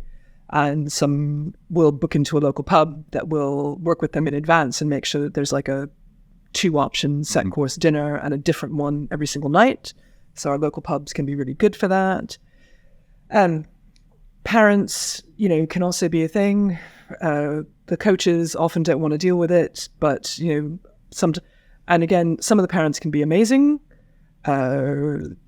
One set of parents my first year nearly drove me to quit at midnight the day before racing, but we got it sorted. You know, it takes all types. And that's all you. All those questions. That's what you're here for. Yes. Yep. And I know the answer to almost none of them, but and I don't. I really don't. But I know somebody who does, and that's the thing. I often say, and I fully mean it. I don't actually do much work, but my Rolodex does a lot of heavy lifting, and I have, you know, decent relationships with some of the boat manufacturers. I have decent relationships with universities and other places in town that, you know, that may be able to, not in town but in the country, that may be able to lend you the kind of boat that you think. So a lot of the Oxford colleges, for example, Oxford and Cambridge colleges actually have pretty good equipment. Yep. But won't be racing at Henley Women's. Yep. But they'd love to make a few $100 by hiring it out for Henley Women's. So, you know, so there's often very good options there. Oxford and Cambridge themselves, if they come, they'll send one boat, but they've got fleets of boats. So those can be really good options. We have great relationships with Concept 2, who come down and have a whole stand, you know, so they can sort out oars. And people forget, like, you know, so I'm always reminding them, like, if you rent a boat, check whether or not oars come with it, because we've definitely had that crisis at the last minute. Oh, no. I mean, that's a really good point just to note, like all those places that you've, you know, for people being like, oh, well, we could come to Henley, but I'm going to get given some crappy old boat or, you know, some 15, like, no, like there's a lot of equipment available. There's a lot of really good standard equipment available. And there's a lot of reciprocity that nobody's thinking about quite yet, sort of thing. So Radcliffe came over this year, final year of their legendary coach Liz O'Leary, along with, you know, some wonderful people underneath her as well. The lightweights came over with Sarah, and they have one administrator who helps coordinate everything, and she did an amazing job. Miriam and I have known each other for a very long time, and not, strangely enough, not through Harvard. And boats were rented. They're staying at Leander. They're doing this. They're doing that. How do we get in here? Where are we rowing from? Bum bum bum bum bum. And then they went back home, and there's a new coach. There's a new everything. And Miriam turned around as we ran into Head of the Charles and says, "Okay, we wrote a lot of checks this summer, and now they're going to start getting cashed because people need boats. You know, people that lent us boats for Henley now are going to need boats and a place to row it out for Head of the Charles, and oars and this, and how do we do that?" So there's lots of reciprocity for lots of different things, and great relations. And there's, you know, fabulous relations. Increasingly, coaches are coming over, and it's a perk for their crews. We think you're good enough to compete on this stage. It's a perk for crews who may have never had the chance to travel internationally. And it's a heck of a recruiting thing, right? GB and European athletes are getting recruited all over the place to go on full scholarships. I mean, literally, I know college coaches right now, and multiple college coaches contact me every year going, "We want to recruit. We're going here, here, and here. Where else do we need to go? Who am I missing? Who do I need to watch?" I'm asked my opinion and I give it. Yeah, recruiting's been huge again in the last 10 years. Like, it's gone up massively. And it's really grown. And so, again, coaches that compete at Henley Women's are turning up to Henley Women's in the years they're not competing to see who's doing well. which again raises the prestige of the event. Absolutely. Raises the prestige of that as it's going. But then it's a perk for them to want to come back and show off, right? This is how good Harvard is this year. This is how good Penn is this year. This is, all these things going on. It's a big deal. I think, and the other way around with the Head of the Charles, it feels to me like a lot more British crews are going out there. They are. Yeah. Like, so I deal with international crews that go to the Head of the Charles. Yeah. Because I know how to foreign there as well. Yeah. Oh, yeah. What were you, when you were involved with the Head of the Charles, what were you doing there? Similar sort of role? What, when I started or now? You said or you've been what? working with them for a long. Are you still working with them now? Yes. Yeah? Yes. We have my... we'll leave it there. But no, that's my Head of the Charles windbreaker, my race operations windbreaker. Cool. I didn't realise you still were doing that as well. So what's your Still. job with them as well now? So at the moment, I usually almost always have two roles with them. So my race operations role is dealing with the overseas internationals and finding them housing, not for pay. People volunteer, bedrooms, so on and so forth. And so we do that for select individuals. So not every international crew that comes over. For select individuals and organizations. So, for example, we have a great relationship with a podcast called Rowing in Color that you should absolutely check out. Oh, I'll write that down, yeah. Absolutely check out. It's really good. And so they bring boats over and it's, organized. There's various constraints and so on around organizing it and timing and things like that. And so one of the things we do is we find places for them to stay. So there's a lot of that going on and just answering various questions and being helpful around that. And then this year I also did commentary, but in previous year I umpired for a number of years. I've been doing commentary for about 3 years. I've umpired for a number of years. Before umpiring, I ran docks. So I was getting everybody launched off the side of launched and landing off sides of one dock at the same time. Go team. Which is more difficult than people would think. You'd think that crews with coxes would know how to land sometimes. Well, it's not just that, but it's one of those. So we had very narrow docks, and this is when they used to launch and land crews down at Magazine Beach, which they don't do anymore. And so you would have both sides going, and you could have one launching off this side and one landing on the other side at the same time, depending on what was going on. And it was, it was amazing. And you really had to work as a team, and you realize sort of the rowing importance of I would kind of cue somebody up. Like we had somebody there to literally called a bow catcher. And, and I would say the same words every time to bring into focus, here's what we're going to do. And it just worked really well. And then one year, and by complete coincidence, it was the first year we were allowed to give unsportsmanlike conduct penalties because we had too many people abusing volunteers. It wasn't just us, but just nobody thought we were going to use it. And I wound up giving the first ever unsportsmanlike conduct penalty for behaviour on the dock. Pub quiz question. Who awarded the first Head of the Charles Fed? Who was it awarded to? Oh, that'd be the question. Oh, I'm not going to guess because I'll feel bad if I get it wrong. Are we allowed to answer? Is it not? Hopefully not Leander. No, it was not Leander. Not Leander. No, it was Penn AC in the Championship 8s, and their coxswain really wouldn't listen to directions. And he was warned twice, and I've warned twice. You can be penalized for this. And he stared straight into my navel and said, "You don't have the authority." And I said, "I have a radio to the tower and a megaphone, and most importantly, I'm telling you I have the authority. What is your bound?" It's right there. You can find it yourself. They really didn't think it was going to happen. Wow. I've got Ted Nash screaming at me from the shore that I'm not allowing him on the dock. One person who's not a member of the boat is allowed on the dock. I don't actually care who they are. They can collect shoes. They can give motivational speeches. They can recite Handel's oratorio. I don't care. But you get one. Then you can have one come off and another come on. I don't care. You get one. You don't get two. So yeah. And here's the amazing thing. I had no idea who these guys were. Absolutely no idea who Penn AC was. Definitely no idea who Ted Nash was. None of this sort of thing. They go off. I then get then as the event ends, I get the feedback from my team that they been this obnoxious all the way down. In the end, that report was 6 pages long. Wow. 6. I'd never written an umpire's report before. I didn't know what I needed to do, but I am a trained lawyer. And by that point, had 2 law degrees. I hadn't yet started my third. This is my chance to detail what happened, and I did. It was 6 pages long. And then we had to add a page when they landed. And I told the girl, watch that bow ball, and 3 seats swiveled round and started abusing her.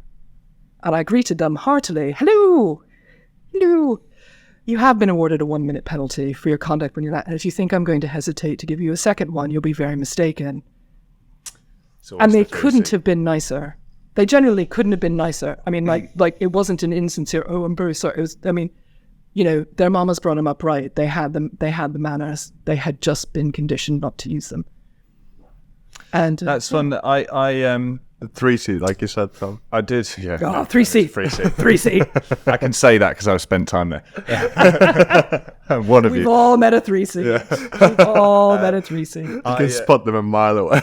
I was involved with the Home Countries Regatta, Home International Regatta, it's now called, in Ireland, with the Welsh team this year. And it's the first time, I've done some coaching stuff before, but it's the first time I've sort of been involved in the organisation of a team at an event.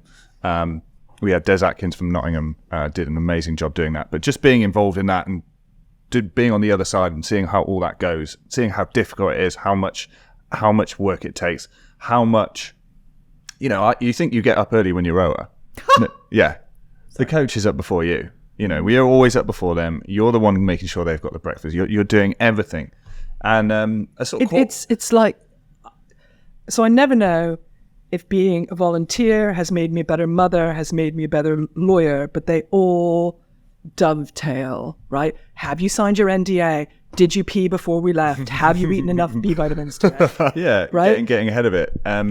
But I sort of caught myself. I was like, geez, this is a really difficult event. And how did I not realize as a rower? How did I not see this? How did I not realize? And I guess because what it is this: the people who are organising, we all used to do what the rowers do, and we've taken that attitude of being the best at what we can, and being the best at organising means allowing the rowers to just focus on the rowing and not even letting them see all this other crap that's going behind these arguments and what's happening with this umpire and all that. So I'm going to correct you on one thing. Yeah. Not everybody who volunteers in rowing events has been a rower. Not necessarily. No. A higher percentage than you think. Yeah. A higher percentage than you think. Definitely. But I still think that they know that to get the best performance out of the rowers, your job is to take everything else off what they're doing. So I think, but they often don't know what that is. But this is my job. This is my job, and they may not understand the importance in the big picture. Yeah. But this is their job, and they're going to do it. There's certainly a learning curve. Yeah. But so yeah, I think on the one hand, you sort of, I wish some rowers would have a little bit more appreciation for the people running this thing. But then I also sort of realised, but I kind of understand why maybe they don't have appreciation, because they don't know what they should be appreciated for, because everyone else is running around making sure that they don't know of all that other stuff. So I guess it's a double-edged sword. But yeah, I mean, for me, it's always been the one with coxes, you know, people shouting at coxes. Like, do you realise this person's like out here in the cold, not getting warmed up, not getting a physical session in, here to steer your boat so you can have a session? Like, shut up and let them do it. But it goes for like all volunteers. They have the steering wheel, but they don't have the access to the pedals or the gas or the speed or gears or acceleration or anything. Just a voice-controlled car that they have no control over. But yeah, I mean, I'm here for coxswains. Some of my absolute closest friends and worst photography companions are coxswains. And I've learned more about racing in my single from coxswains than I have from a lot of other people who race singles, kind of thing, in terms of steering or motivation or strategy or something like that. I've learned so much from coxswains. Yeah.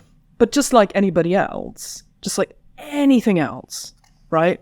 There's amazing people at any level, right? There's amazing people at the high level. There's amazing people at the low level, right?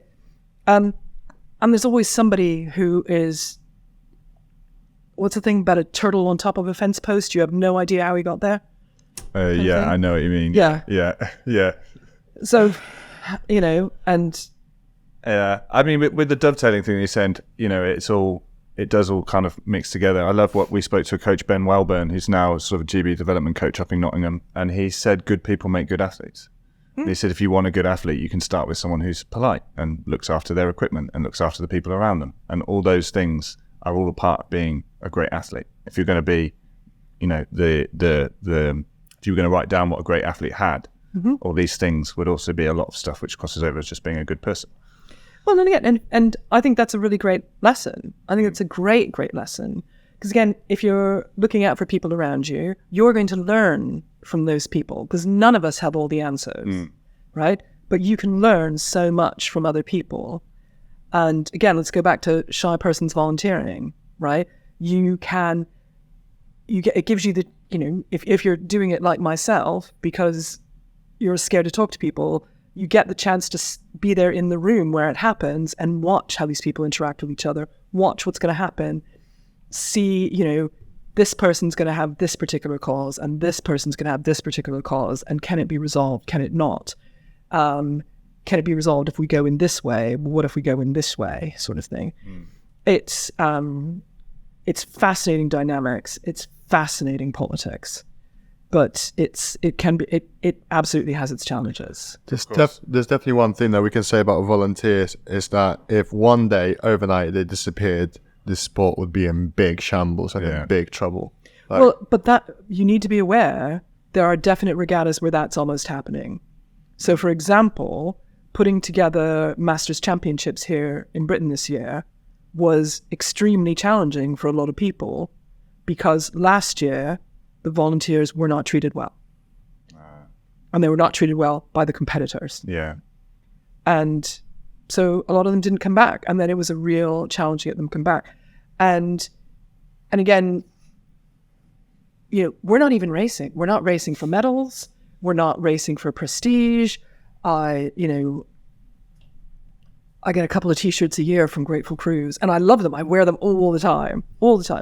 But, you know, for the amount of hours and hours and hours that I put into it, I mean, it's astounding. And I think the other thing, mind you, being a lawyer, this dovetail, everybody loves to tell me what the law is. Or sorry, a set percentage of people love to inform me what the law is and why it's ridiculous. Smile and wave, boys, smile and wave. And as a volunteer, there's a definite set of percentage of people who want to tell you how you should do your job and how you should make it better. So this year, for example, we had a crew, and they changed their accommodation requirements. GB crew changed their accommodation requirements many, many times. Cancelled 3 different houses because their numbers changed. They didn't like this, they didn't like that. Then queried the price of the houses they did have, etc., etc. At the last minute, they then added, I think, 1 or 2 athletes into a house. Like, it was already going to be a tight fit, and they added 1 or 2 athletes. They asked the landlord. The landlord said, the host said yes. Fine. Didn't hear anything from them all weekend. That was great. Got there. Apparently it didn't go well. And again, if there's I tell call me. And they knew they could call me because they've already contacted me how many times to schedule, rearrange this, that, and the other. Didn't say anything to me. Admitted they said nothing to the host. It didn't go well. And then I got messages on the Monday saying that they'd decided that it hadn't gone well and it was only worth half the price they'd been quoted, and that's all they were going to pay. That was their own issue. And again, it's an issue between them. That's an issue between themselves and the host, right? We just introduce, I'm not Airbnb, I'm not, but again, if you don't like it, call me when I can do something about it, right? But in the midst of it, so I had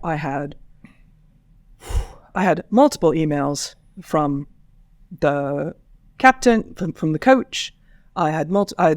Because they then, I hadn't even responded, and I'm already getting messages from the captain, the president, from multiple levels of this crew, none of whom I've ever looked eye to eye. And they informed me in writing that my job should be to inspect each and every house and then rate them and decide what the appropriate prices they should be charging per level. But this is volunteer. This is volunteer. And also, by the way, I also used to work long ago for the AA, publishing in the travel guides as one of the lawyers were publishing. They don't do that. People charge their own prices, and that's what the free market is about. They charge whatever they feel the market will bear. Yeah. And they provide what they provide. The AA will go in, they do go in and inspect and say, here's your 1, 2, 3-star rating, but it's got nothing to do with the prices. More important and that's their business, right? Yeah. Again, I'm a volunteer and I'm supposed to A, decide what they charge, and B, inspect every single house when you've shoved 2 people in at the last minute. Yeah. So you're a lawyer. Obviously, you know pretty much everything there is to know about the law, at least from someone who doesn't know law. That's what a lawyer seems like to me. Where the hell did they get those rules from in writing, and then how did they try and enforce that? Which rules? Some people which just rules? saying they know. They think they know everything. Yeah, telling you what your job's supposed to. They didn't get the rules. They decided that's what my job should be. Yeah, that's what I mean. How did they back it up? Where did they even get that idea from? You'd have to ask them. Luckily, I would hope that they're sort of few and far between, those ones. For the most part, I would say there's one. So every year there is one crew that stands out because they're just so lovely. Yeah. And every year there's one crew that stands out for completely the opposite. Yeah. Every year. And would you say that's worse when placing crews over for Women's Henley or Head of the Charles? Which one proves to be more challenging? The Brits worse. We're probably worse. Well, I don't just place Brits for Head of the Charles. We place them from all over. Head of the Charles. Well, Head of the Charles is much easier because it's, apart from rowing in colour, it's elite athletes, right? So it's the ones coming just off the Olympics or on the national team. Yeah. So they're actually really good because they're very appreciative of the fact that somebody's given them a room. We go to the extent, we've learned the hard way, no sofa beds, no anything like that. So they usually have their own room. At worst, it's twin beds in a room they're sharing with somebody else. People are very excited to have national team member from any team. Yeah. And so that's really good. So the challenge is finding it, a bit like here, the challenge is finding somebody willing to give up an extra spare room on one of the busiest weekends of the year. Yeah. In the rowing community, in the busiest weekend of the year. That's the challenge. But the athletes then tend to be excellent at following up on the introductory email and thank you very much, and then, leaving them a bit of national team kit or something to say thank you or whatever, in light of the fact that they're not paying for it. And again, some of those relationships go on. So there was an athlete that I placed this year. We were WhatsApping because he was trying to decide whether or not to come, so on and so forth. And then once the decision was made, the first thing he did was WhatsApp the people who'd had him a couple of years ago and see if he could stay with them. But easiest job I ever did. I did it 2 years ago. That's cool. Had nothing to do. But again, they're delightful, they're funny, they're charming, they know how to behave abroad. It's very good. And then that kind of leads on to one of the other issues, which I think some crews are more paranoid about than others. But for example, you had Morgan Bainham-Williams talking about this last week on your podcast. Wow, well done, you've listened.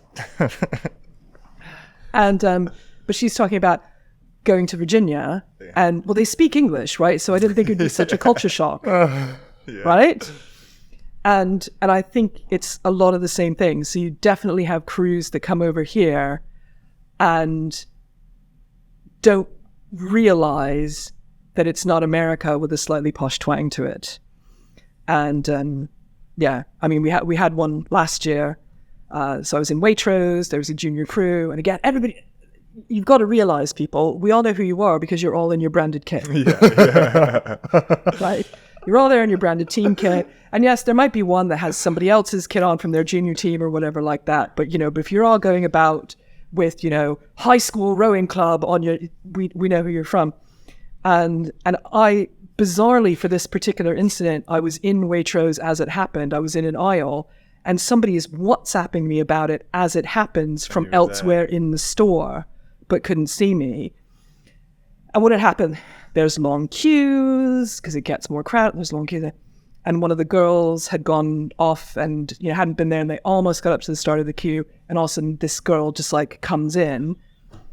What do the British do best, people? Queue. Yep. We don't like a queue jumper. Do not like a queue jumper. And somebody politely asked her to go to, because she turned up with a very full basket of groceries, and somebody politely asked her to go. And she said, I'm with my teammates. And they said, I realize that, but that's not how. And she said, well, this is how we do it in America. We're not in America. We're not in America. And I sent a polite text to the coach going, look, I get it, been there, but heads up. And I also sent a polite text to other coaches that I had a good relationship with going, you need to remember. It's difficult, tensions are high. It's race week, you might not be thinking about these things, but yeah, again, like that's where someone like you comes in to just You've also got 9 diffuse. teenage girls away from home as a pack in a different country for the first time. And by the way, that is how we do it in America. 9 in a crew, but 2,000 in Henley that week. Yeah. I had, we went over to America. I've got a family of 5, so mum, dad, my sister was probably about 14, I was 12, my brother's 10. We go to a Hooters because my dad was like, we should, it's like a typical American thing, it'll be fun to go to. So going to Hooters. It's not a typical American thing. Probably not. It's probably, it's the typical tourist thing. Yeah, the typical tourist thing to do. And we went in and dad and mum they were saying, we'll have a beer. Well, we may as well get what in the UK we would call a jug of beer, but in America you would call a pitcher. The waitress comes over, and my dad, in front of his wife and 3 small children, says to the waitress, I just wanted to ask, how big are your jugs? She looks at him like a man in front of his wife and women who've just obviously asked that. And it's probably only about 0.5 of a second before he then went, pitcher, I mean pitcher. In the UK we call them jugs, I mean pitcher, I'm so sorry. And she obviously laughed, and it was quite funny. But yeah, there's things like that. He tipped big, right? I think so. I'm pretty sure. Okay.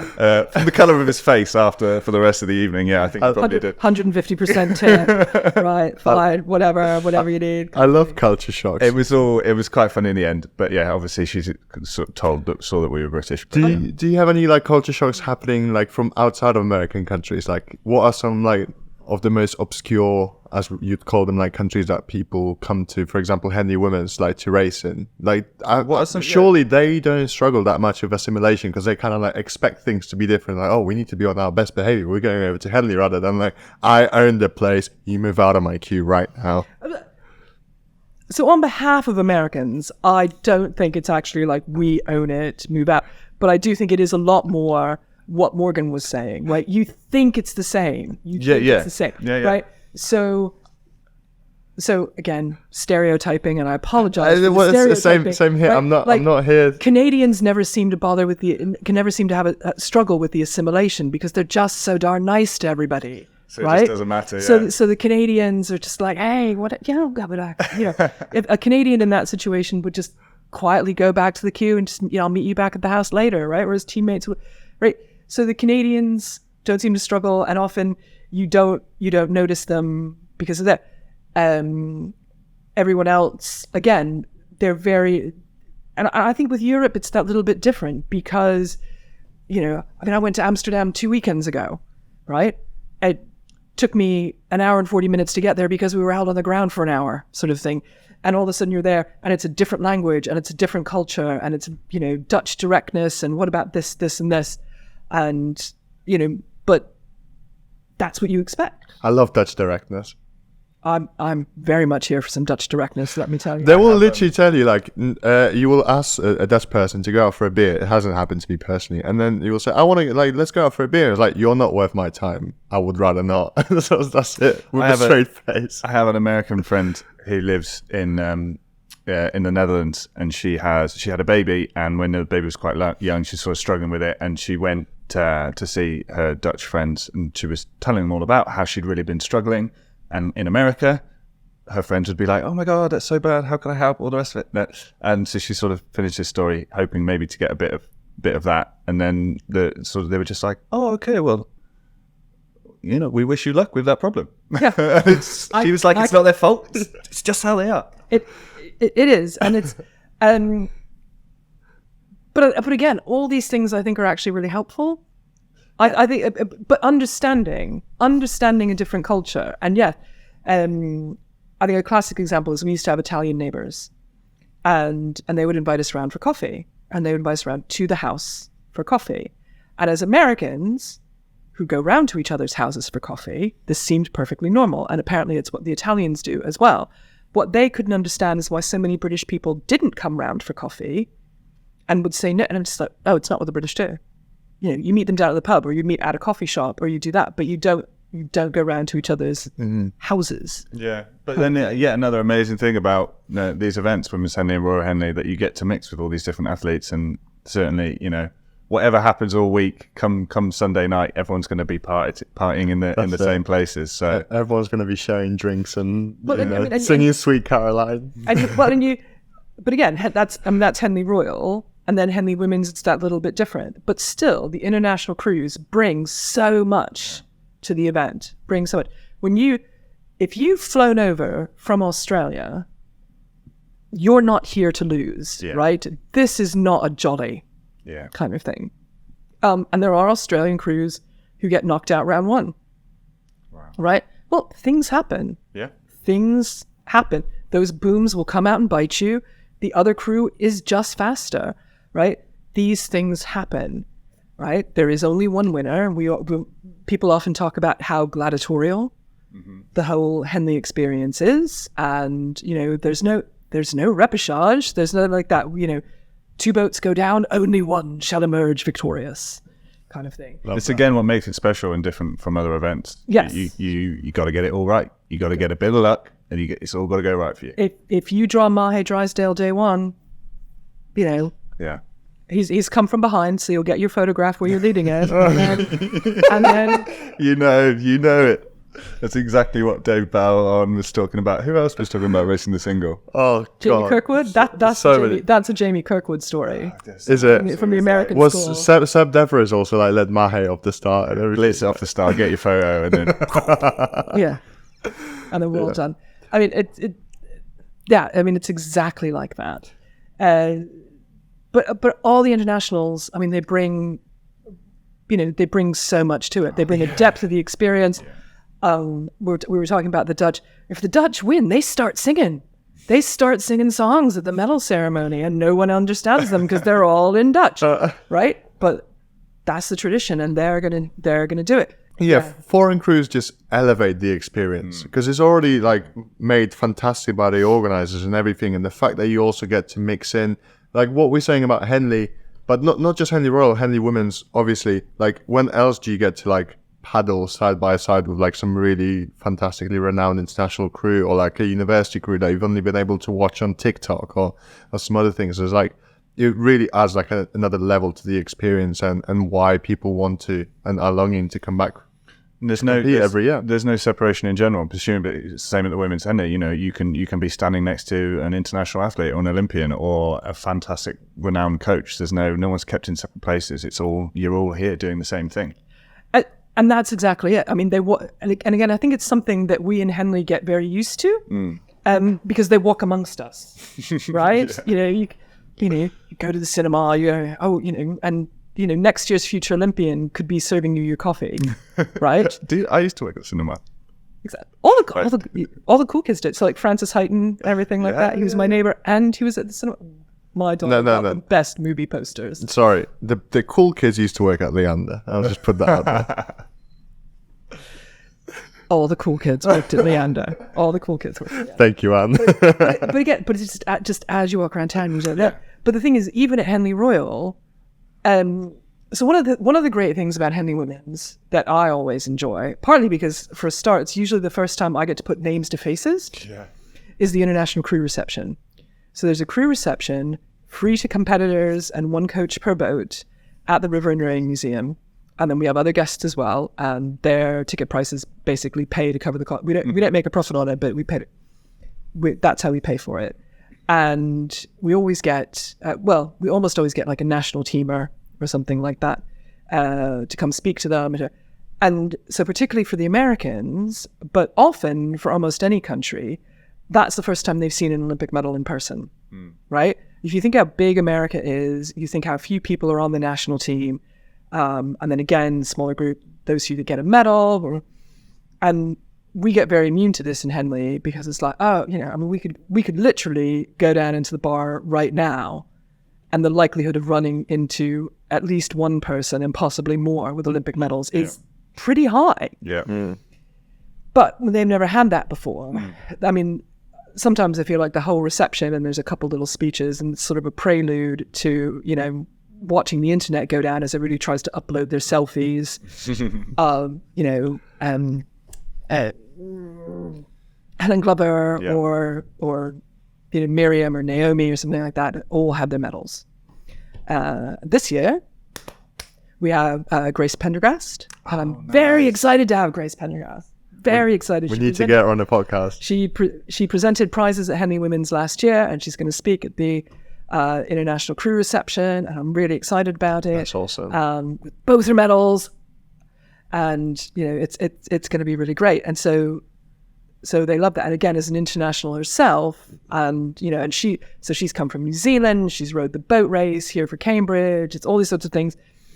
It's going to be very, very interesting. That's such an amazing way to show appreciation for all them coming over. It's just like we realize it's a massive effort, and it's really expensive. Yeah. But there's appreciation from our side that you've come to make our event amazing. So I think that's really cool. Really. So cool Henley Royal does one as well. Yeah. Henley Royal does one as well, and it's a good chance to get to see the international competition and things like that. We then have a pasta dinner afterwards, which again is separate and does cost, but it's really good because it gives everybody a chance to kind of carb up before racing the next day at a relatively early time. Yeah. But yet for the internationals, I think in particular, because the British sort of all know each other. Yeah, you've been around the circuit. They sort of, you've eyeballed them. You've eyeballed them at Dorney. You've eyeballed them in Nottingham or wherever. You see each other. But the internationals, this is a big thing, and they're sort of all in this together, and it's really good fun. I think, like you said, when else are these people gonna get to see an Olympic medal in person? And we have wealth of that experience, at both regattas in Henley, and it's fantastic. And I just really love the fact that something like this exists, and obviously, it's part of the culture. It's part of the aura around the event. People coming over to Henley from abroad, they're gonna think, okay, cool, we're gonna get to do the international reception, and if particularly one year, some cool crew races, or they get to speak to Grace Prendergast, who's obviously an icon. What she's done, she's doubled up at the Olympics. She wouldn't even be able to do that at Henley Women's. No. So that's just exactly. No.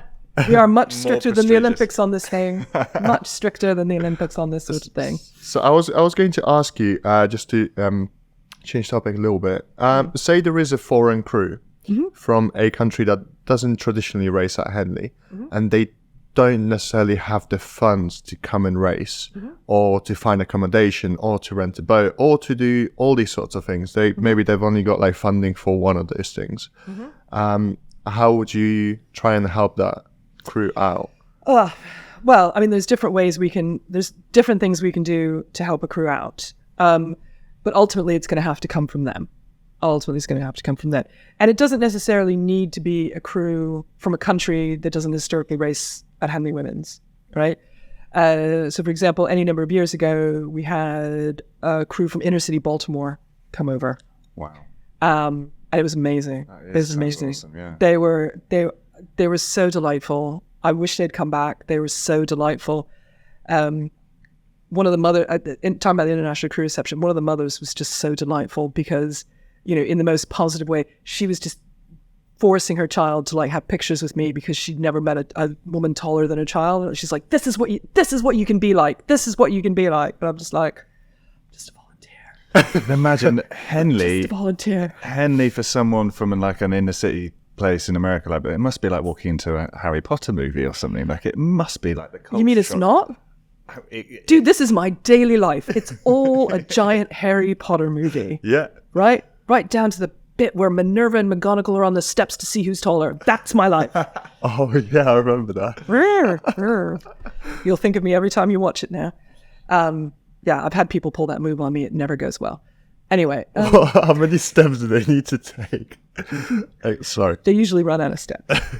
Because, I can climb steps too. I can climb stairs too, which seems to be the bit these people always forget.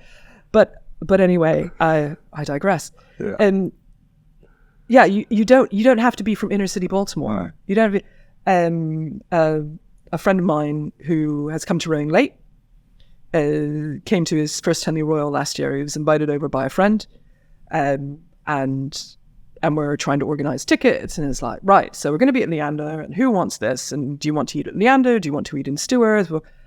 And he was coming over on a business trip in about March or April, and he's like, when we're on the phone, and he's like, look, I just can't visualize what you're talking about. And I was like, fair enough. And he was coming on a business trip. I'm like, just come out the weekend before. Come stay with us. We got a spare room. Come stay with us. We'll walk it through. And then all of a sudden it becomes much clearer, right? Because again, as we started to talk before, it's all in if you know code, right?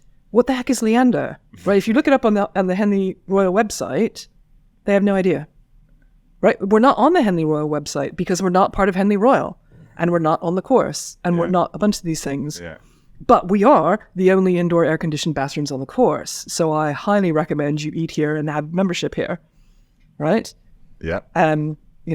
I personally like to have lunch and or tea inside at Leander. Yeah. Not everybody does, but it's different ways to do different things. But again, if you don't know, it's not immediately obvious. Sure. But like if a crew's particularly struggling with funds or money or logistically to come in, or they've never done anything like this before, like right. So logistics I can help with. Funds, Henley Women's we're not the Royal, we're not as big. We're still building our base and things like that. So we don't. So Henley Women's does not have funds to give out to help with things, right? However, it's all about the network and things like that. So these school kids from Baltimore, we couldn't get them free housing, but we got them much more cheaper than usual housing because there's a host in Henley that I would do this, and a lot of our hosts. You've got to know the hosts as much as you've got to get to know the crews a bit. Yeah. So there's definitely some hosts who they want to know, like, who are these guys? And it's like, well, if they're starving students, they'll charge a lot less. Yeah. Right? Yeah.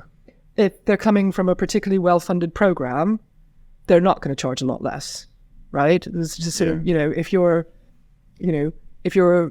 team is going to spend $500,000 to come over here, or well, not $500,000, but you can rapidly approach $250,000, $300,000. Yeah, wow. By the time you've got airfare for 15 people, for coaches, athletic trainers, and administrator, just 1.8 round trip airfare, peak of summer. If they're staying for Henley Women's, they'll be here for a week. If they're staying for both regattas, they'll be here for 3 weeks. Hats up really quick. You've got to feed them. You've got to house them. You've got to hire a boat for 3 weeks. You've got to... They got to wash their clothes. They got to take showers. Yeah, it's all going to run up costs. Yeah. But that's the thing. So there are crew. Options. Most of the crews get charged full rate.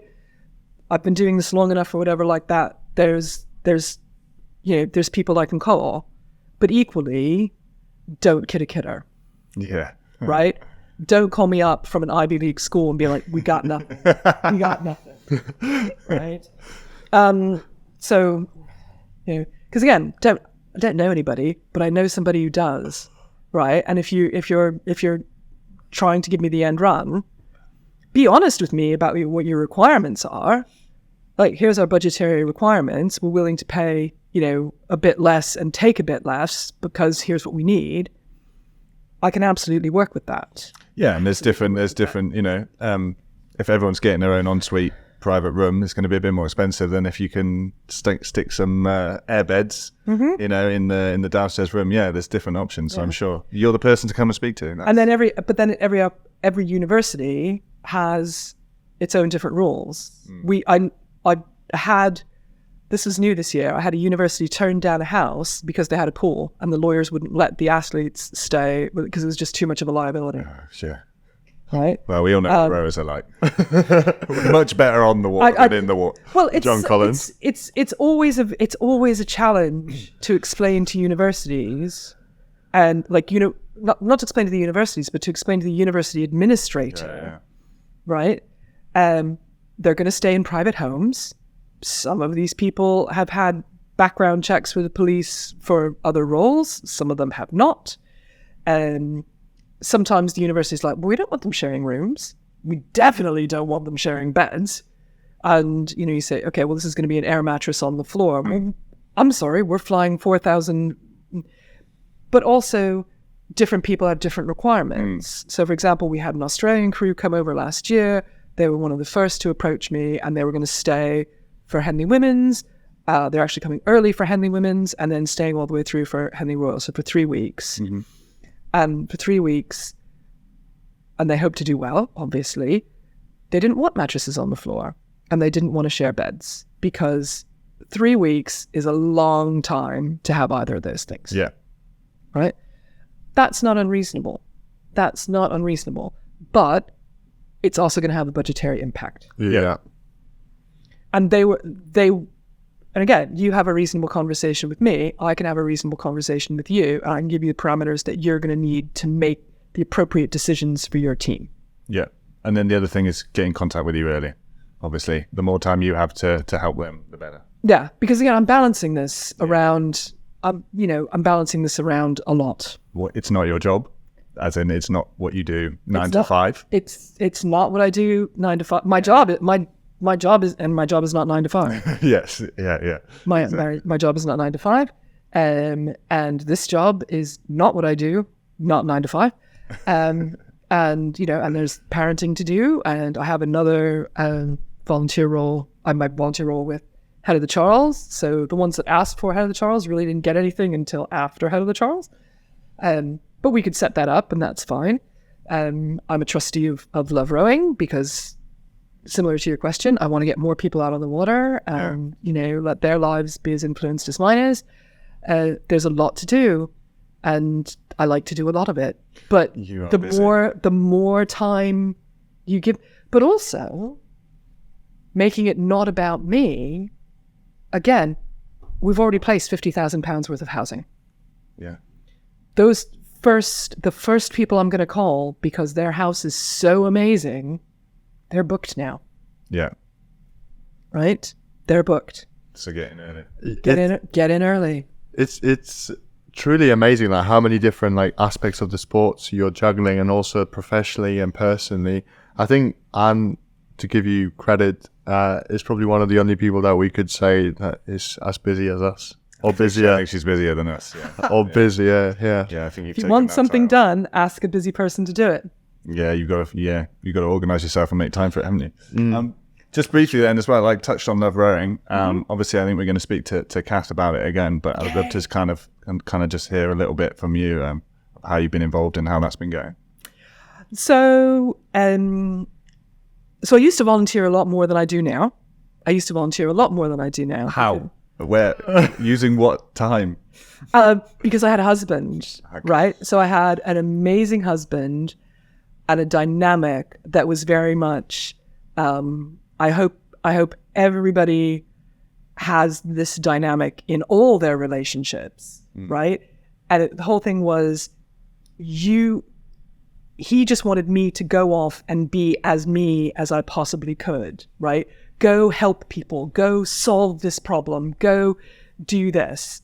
And I will, bat clean up kind of thing. I will, he did a lot of the childcare, and he worked shifts. So it actually worked really well. I was married for 14 years and I did one load of laundry and I broke the washing machine. No way. If anybody had told me that by getting married, I wouldn't have to do laundry, I would have married one of those other idiots who asked me. Not idiots, they're very nice people. But, I would have married one of the other guys who had asked me, kind of thing. But I think we're all glad that didn't happen. And, so that he was really good at taking care of all that stuff so that I could just constantly play to my strengths. And that was the thing. So he unfortunately, he died unexpectedly 2 weeks before lockdown. I know you guys both knew him. You particular. Well, just to give a little story about how amazing Pete was at like letting people do it. Saying I used to do a little bit of work on your garden when you moved into your house in Henley, and then in particular there was a big family of spiders over like a sensitive part of the garden that I needed to like take care of, and Pete saw me like stare at them for like 20 minutes. He's like, "What are you doing? It's so much bigger than them." Like, it's just a spider. Picks one up, throws it away. It's like, "Look, just let it live. Get on with your job." I was like, "Oh, I wish I could do that." Yeah, no, he was fantastic. Yeah. So he's very good at, you know, enabling other people to go do what they're good at. So he died 2 weeks before lockdown. So sorry. He's much missed, but conveniently at that time I was on the Leander committee, but I was rotating off. Like, that date was already scheduled. I had served my 6 years and I was coming off. Sentence. And then it was an experience.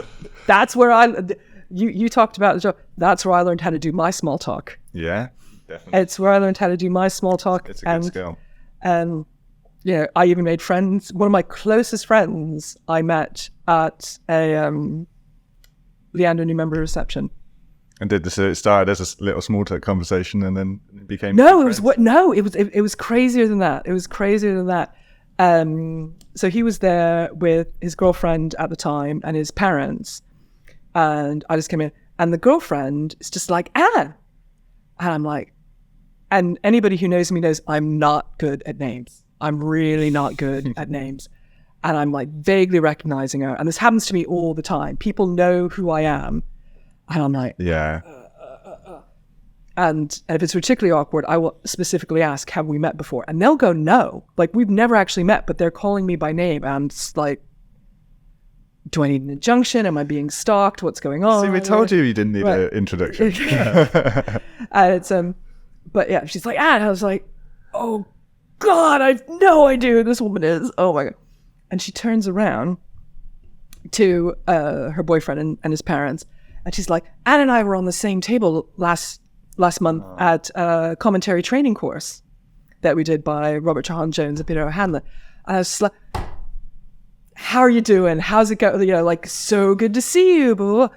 And then as it turned out, she wasn't the new member. It was the boyfriend and his parents and all that sort of thing. But I'm just trying to make her look good. Yeah. Right? Like, you know, solidarity, women power.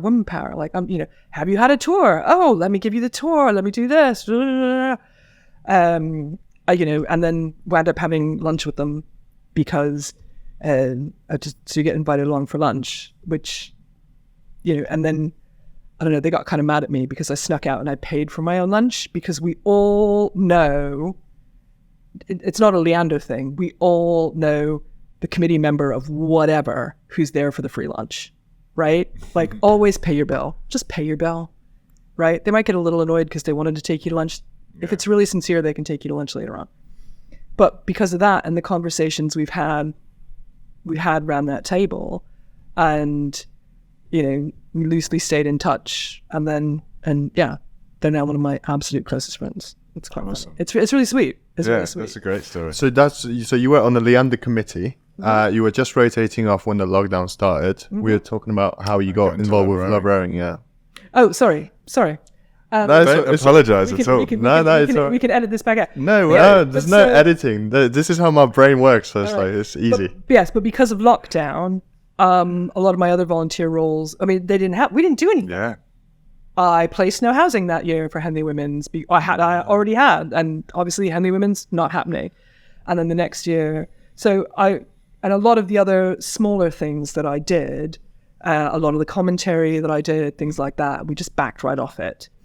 And so, you know, it's been 3 years, things have kind of stabilized, my job's really good, all this other stuff.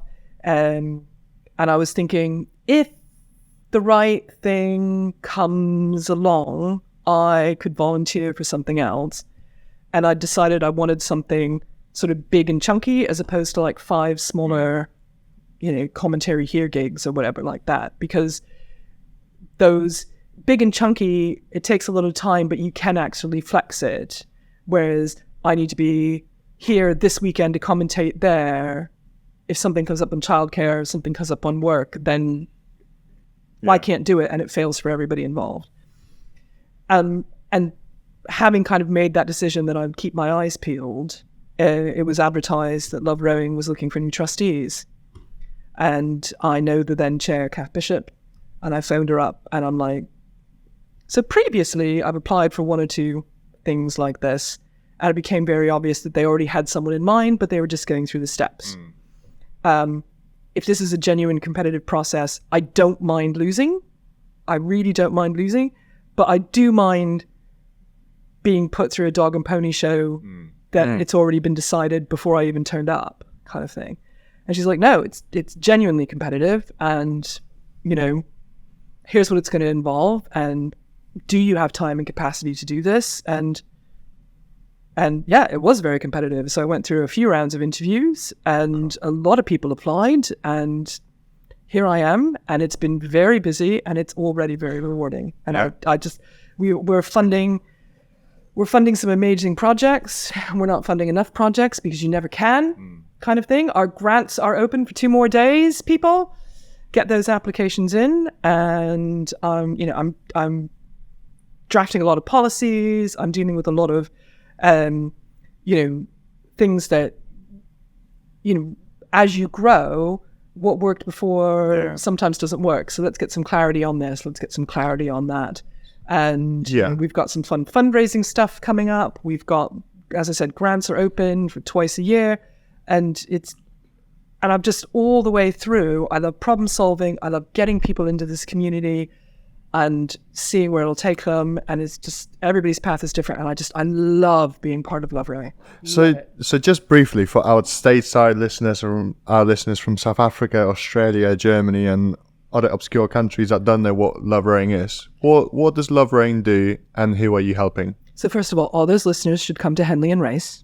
Absolutely. Yeah. You heard it. Straight from the source. I'm sure I'll be tagged on Instagram for this whole thing, and I'm easily contacted. That's the whole point. Your handle's already on the video. We'll make sure we put details on for all the other ways to get hold of it. There you go. crew@hwr.org.uk. So they should all come. Love Rowing is the British Rowing Charitable Trust, but that's not a very exciting or inspiring name. So we do business under the name of Love Rowing.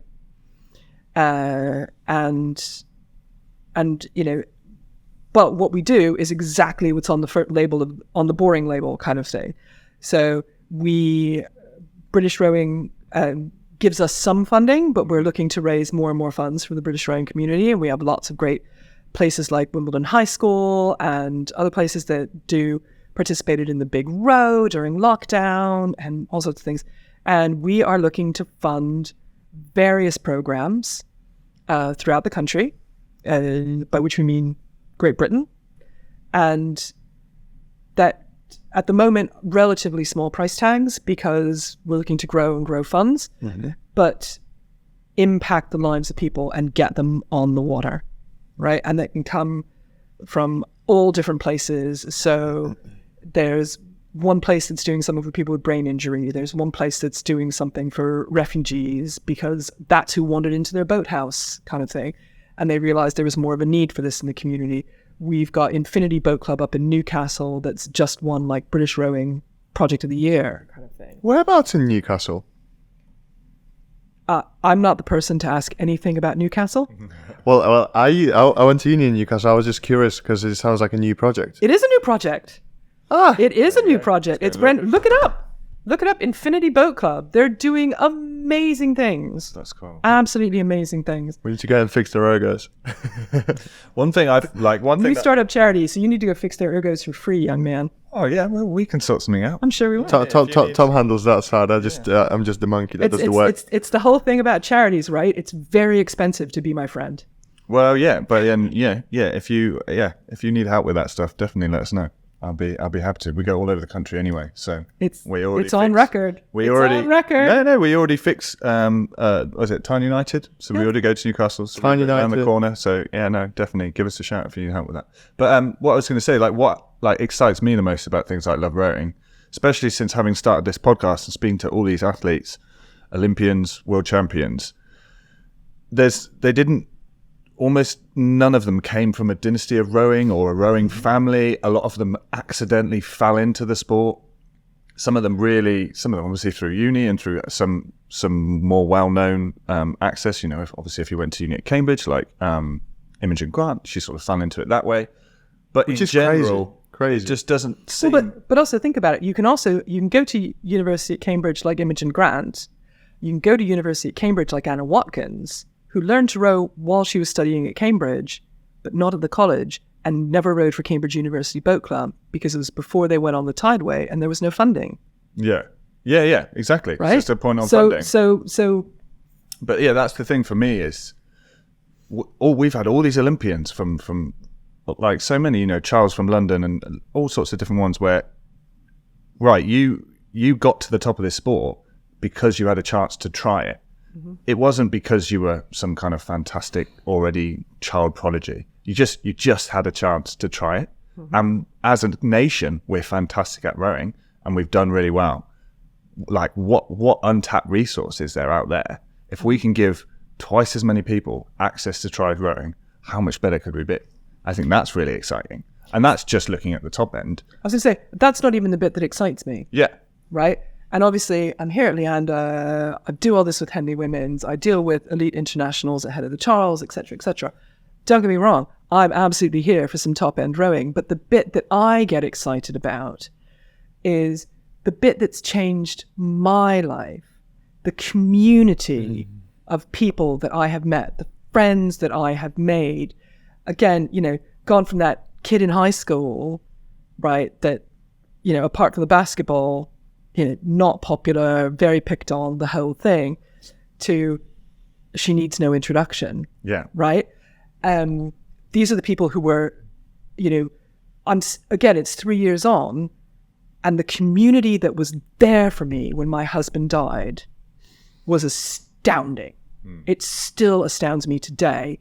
And that is the stuff I know about. Yeah. Right? I will guarantee you twice as much, if not more, stuff behind the scenes of, you know what? She doesn't need to deal with that right now. I'm just going to fix it. Yeah. Absolutely happened. Yeah. And I don't know about it now, and I probably never will. Yeah. But guarantee. And that's what the rowing community does for its own. Yeah. Right? Fantastic community. Fantastic community. And again, when you're looking at projects with people with brain injuries, they're not going to be top-end rowers. Yeah. No. Right? They're not going to be top-end rowers. But they will get that community. They will get the mental health benefits. They will get the physical health benefits. They will get all this stuff out of it. Right? All these people, the top end are the top end. And God bless them, and I love watching them race. Right? Absolutely love it. Completely here for it. Most of us, was it 99.8% of us, never going to hit that height. It doesn't matter. You do it for the love of it. You do it for the love of it. You do it for the community of it. You deeply question your sanity, yourself, and your rationale while you do it, and then come off the water and say, I need to do it again. All those life lessons you can learn, all those like abilities, confidence in yourself, things that you take on into business, like I think are so interesting from it as well. Like we would discuss before, you know, just the mental health aspect of it. Like all of us have used sport as a way to just get some of that anger out, that frustration, whatever it is that's going on in your life. Like I have urged my way to mental health more times, more days than I want to admit. And I've been there on really, really, you know, right after my husband died, I got on a group erg with my boat club, you know, Cambridge Boat Club back in the United States. It was a new coach. He didn't know me, never seen me. And I'm just like, yeah, I kind of got some stuff going on. And my friend Natasha just speaks up and she's like, it's okay, and you can cry here. And because it's erging, it was a perfectly normal response. Yeah, I love that. Right? It's a perfectly normal response. And, and then the coach took it as just like, okay. It's a safe space. You can cry here. It's fine. Yeah. But it worked. It worked. And again, for people that don't speak to each other while they're actually doing that activity, we're an amazing community. And getting people into that community and all the benefits and everything that's helped with, and you talk about work and jobs, you know, the habits that it teaches you. Turn up on time. Yeah. work backwards, plan backwards from your race. I'm going to have to eat at this time, to be at the start line at this time, to be at boat prep for this time, to be at the start line at this time, and make sure my warm-up's finished by this time, boom, boom, boom, so that I can have peak performance for that 7.5 minutes coming down the Henley course. Yeah. And I say that as somebody who's never actually raced on the Henley course. That's a crime. You should definitely. It really does need to get rectified at some point. And somebody has to be last, and I'm okay with being that person. But I think we should speak to Emma and Grace. Were thinking about putting a crew together. Oh yeah. Get you in with them. Yeah, it's okay if I come last. I'm not sure Emma and Grace are. Depends how serious they want to take it. But just to add to your point, like, is there any? Are there many more occasions where you just remind yourself of how much you love the sport when you visibly see another person catch the bug for rowing and fall in love and just want to go out again, Oh, well, so think back to what I said about my husband, right? Like, it's amazing to just let somebody go be this full person, right? It's an amazing thing. And I hope everybody gets that. And when you watch them start to row and catch this bug and turn into like the full person that they are, it's the most incredible thing in the world. And they may never win a race. They may never even race. They may never even get there. But they're on the water. I mean, we've all had it, right? You're on the water. It's a beautiful day. A fish jumps, or there's a turtle on the side, or one of the red kites, or or there's parrots on the island, kind of thing. Mist along the stretch. The sun's just coming up. I mean, and I've been on some ugly stretches of river, and it's still an amazing thing, right? And it's quiet, and it's early, and the boat's running nice. The isolation, the peace, the solitude. Yeah. Yeah.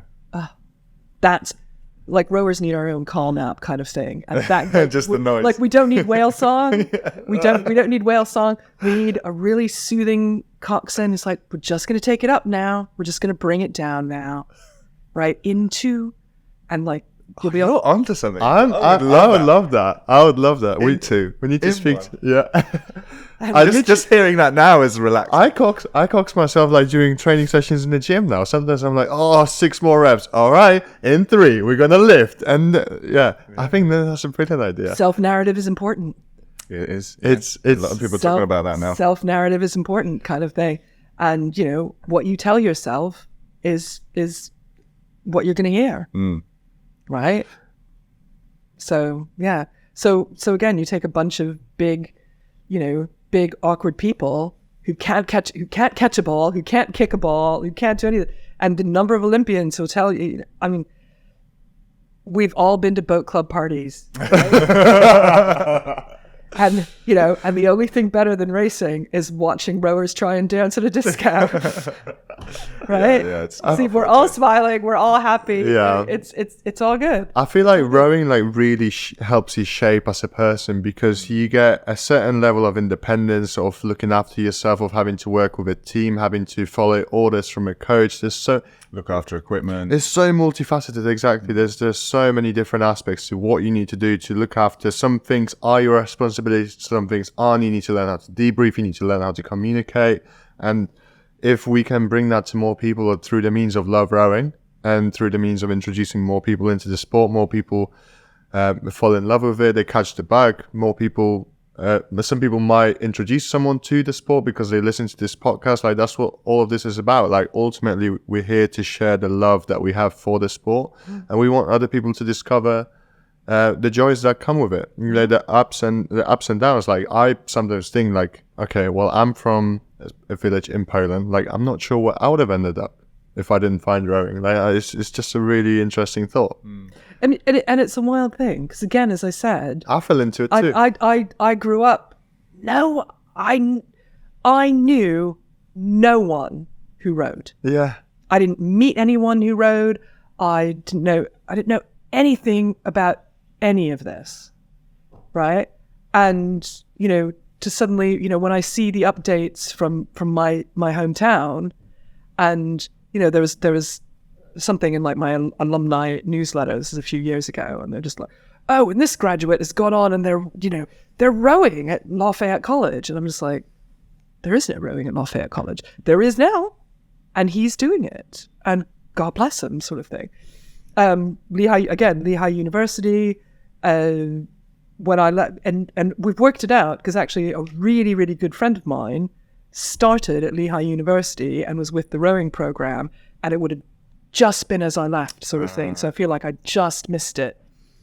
And then one of the local state schools now has a rowing program and things like that. And I'm like, this is amazing. And I have not been back in, I officially haven't been back in the area for 12 and a half years.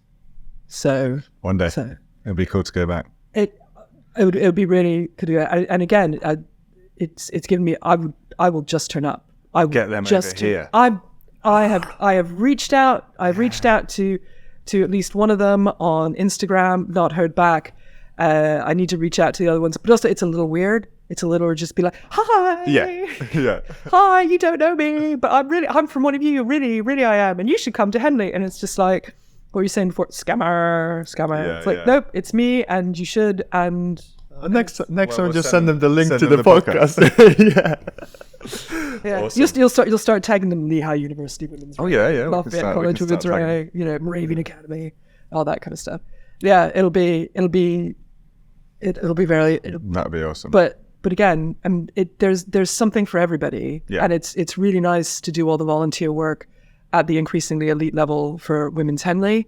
But not everybody wins. Not everybody's going to. But foundation stuff like this, and then and it also starts with where I rowed in Boston. Mm-hmm. So Community Rowing Boston is, I think, the largest boat club in America now. Cool. And they've changed their slogan and things since, but not their ethos, which is rowing for all. Yeah. And so the American Paralympic team trains out of there, again, with people that I rowed with and I trained with and I've coached with. So, shout out to Ellen Minzer and all those guys. But they have that. They have Army rehab vet programs out of there as well. There's youth girls rowing. There's inner city youth girls rowing. There's master's programs. There's very successful master's programs. It's huge things going on, and it's morning, noon, and night sort of thing. And they can now do winter training. Back when I started, again, and the community, you're still with these people. Howie Schmuck famously was member 001 of Community Rowing, and he's still involved. And he's your volunteer exemplar, because he's the guy. Yeah, he can be on boards of trustees. He can run all this kind of stuff. He works at a very, very high level, and he's the guy that will stay behind and also pick up the rubbish because somebody's got to do it. Yeah. Right? And welcome to rowing. Somebody's got to do it, and that someone can be you. Yeah. I love that. I think that just encapsulates perfectly the essence of the sport. I wanted to ask you, just lastly, as someone who's been involved with organizing Henley Women's for a decade now, there's an extra racing day. What changes do you see happening in the near future, especially now that we're... Henley Women's or Henley Royals? No, for Henley Women's, yeah. I'm talking about Henley Women's. So, what changes do you see the event going through, and also, with everything becoming more digitized, with involving more data, with involving statistics on athletes, etc., and with newfound science on women in sport, because it is something that we're actively developing. I think just recently there's been a guide passed on Olympic training for pregnant women. I think that's really important, because then that's not going to disencourage women who want to be mothers from also not pursuing a career. This is a bit of a long-winded question, but how do you see Henley Women's shaping in the next few years, or what are you aiming to improve on the event as well going into the future? So that, strangely enough, is something that I'm probably not the person to ask, right? Because I have my niche role and so on and so forth. I think it's only going to get bigger.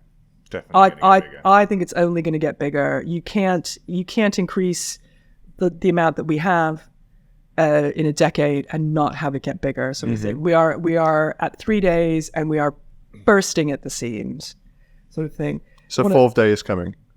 I'm not in a position to decide that. If it was up to me, a fourth day is Okay, let me rephrase the question. I literally wouldn't even be privy to those conversations. Sure. It's Right? difficult So to like, imagine. I don't want anybody to go away and be like, oh, Anne said a fourth day is coming. Okay. No.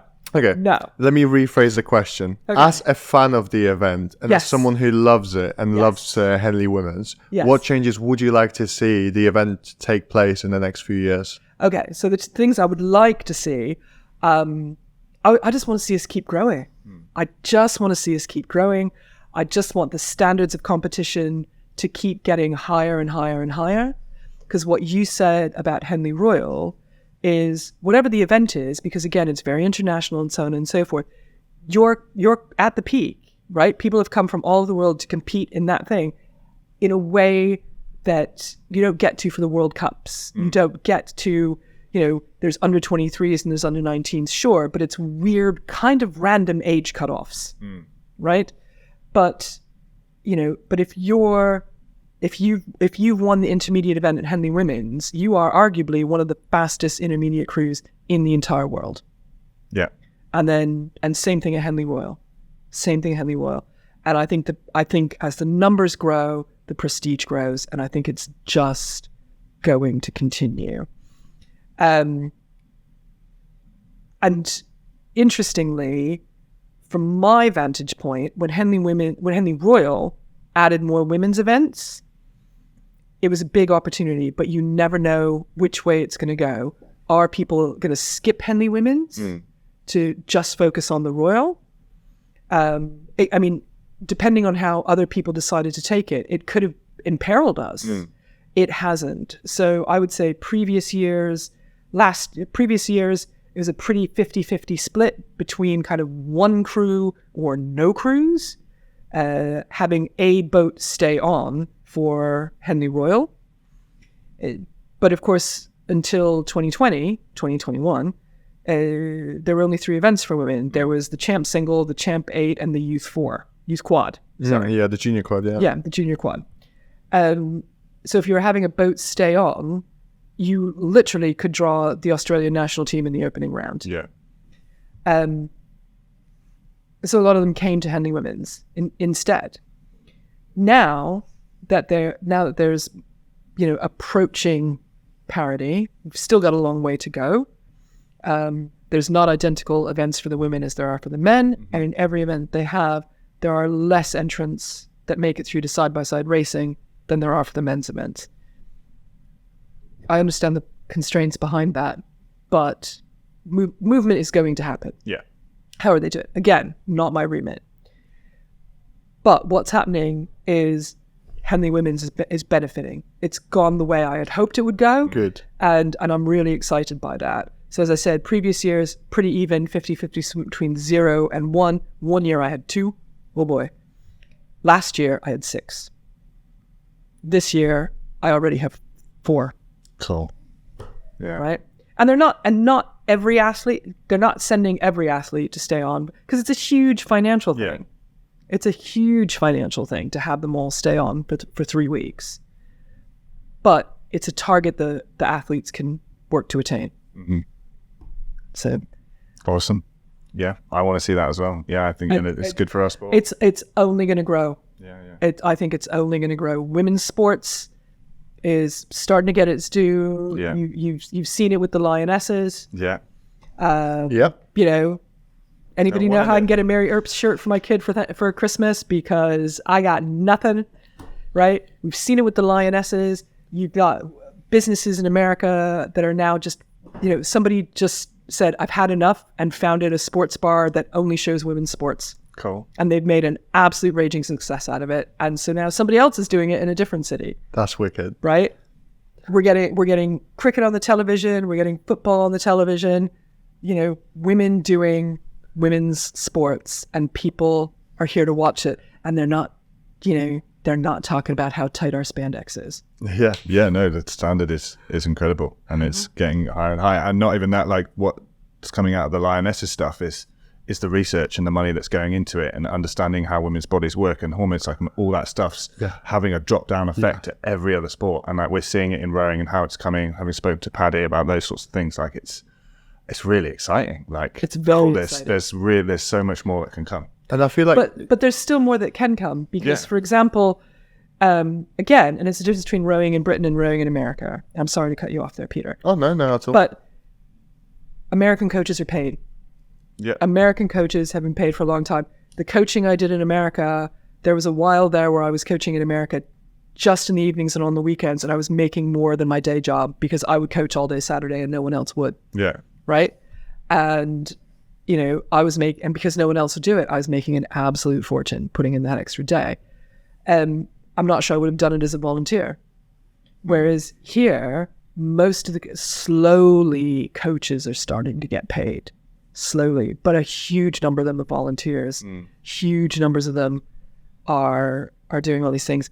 And the problem with that is the structures set up around it, and the structures just set up around life, mean it's mostly men. And it's mostly men going for the paid jobs as well. So, you know, I heard of a junior job advertised recently. They were desperate to hire a woman, or at least interview one. Like, let's give them a shot. And no women applied for it. And it's very frustrating because there's some fabulous women coaches out there. But there's not, they don't have necessarily the depth of experience. They're not 100% certain they want to make it a career. If you become a rowing coach, you're away a lot of weekends. You're away a lot. And, you know, and if you want to have children and things like that, I mean, my child goes and stays with friends during Henley week because I can't get in and out of town to take her to the school bus. Yeah. Right?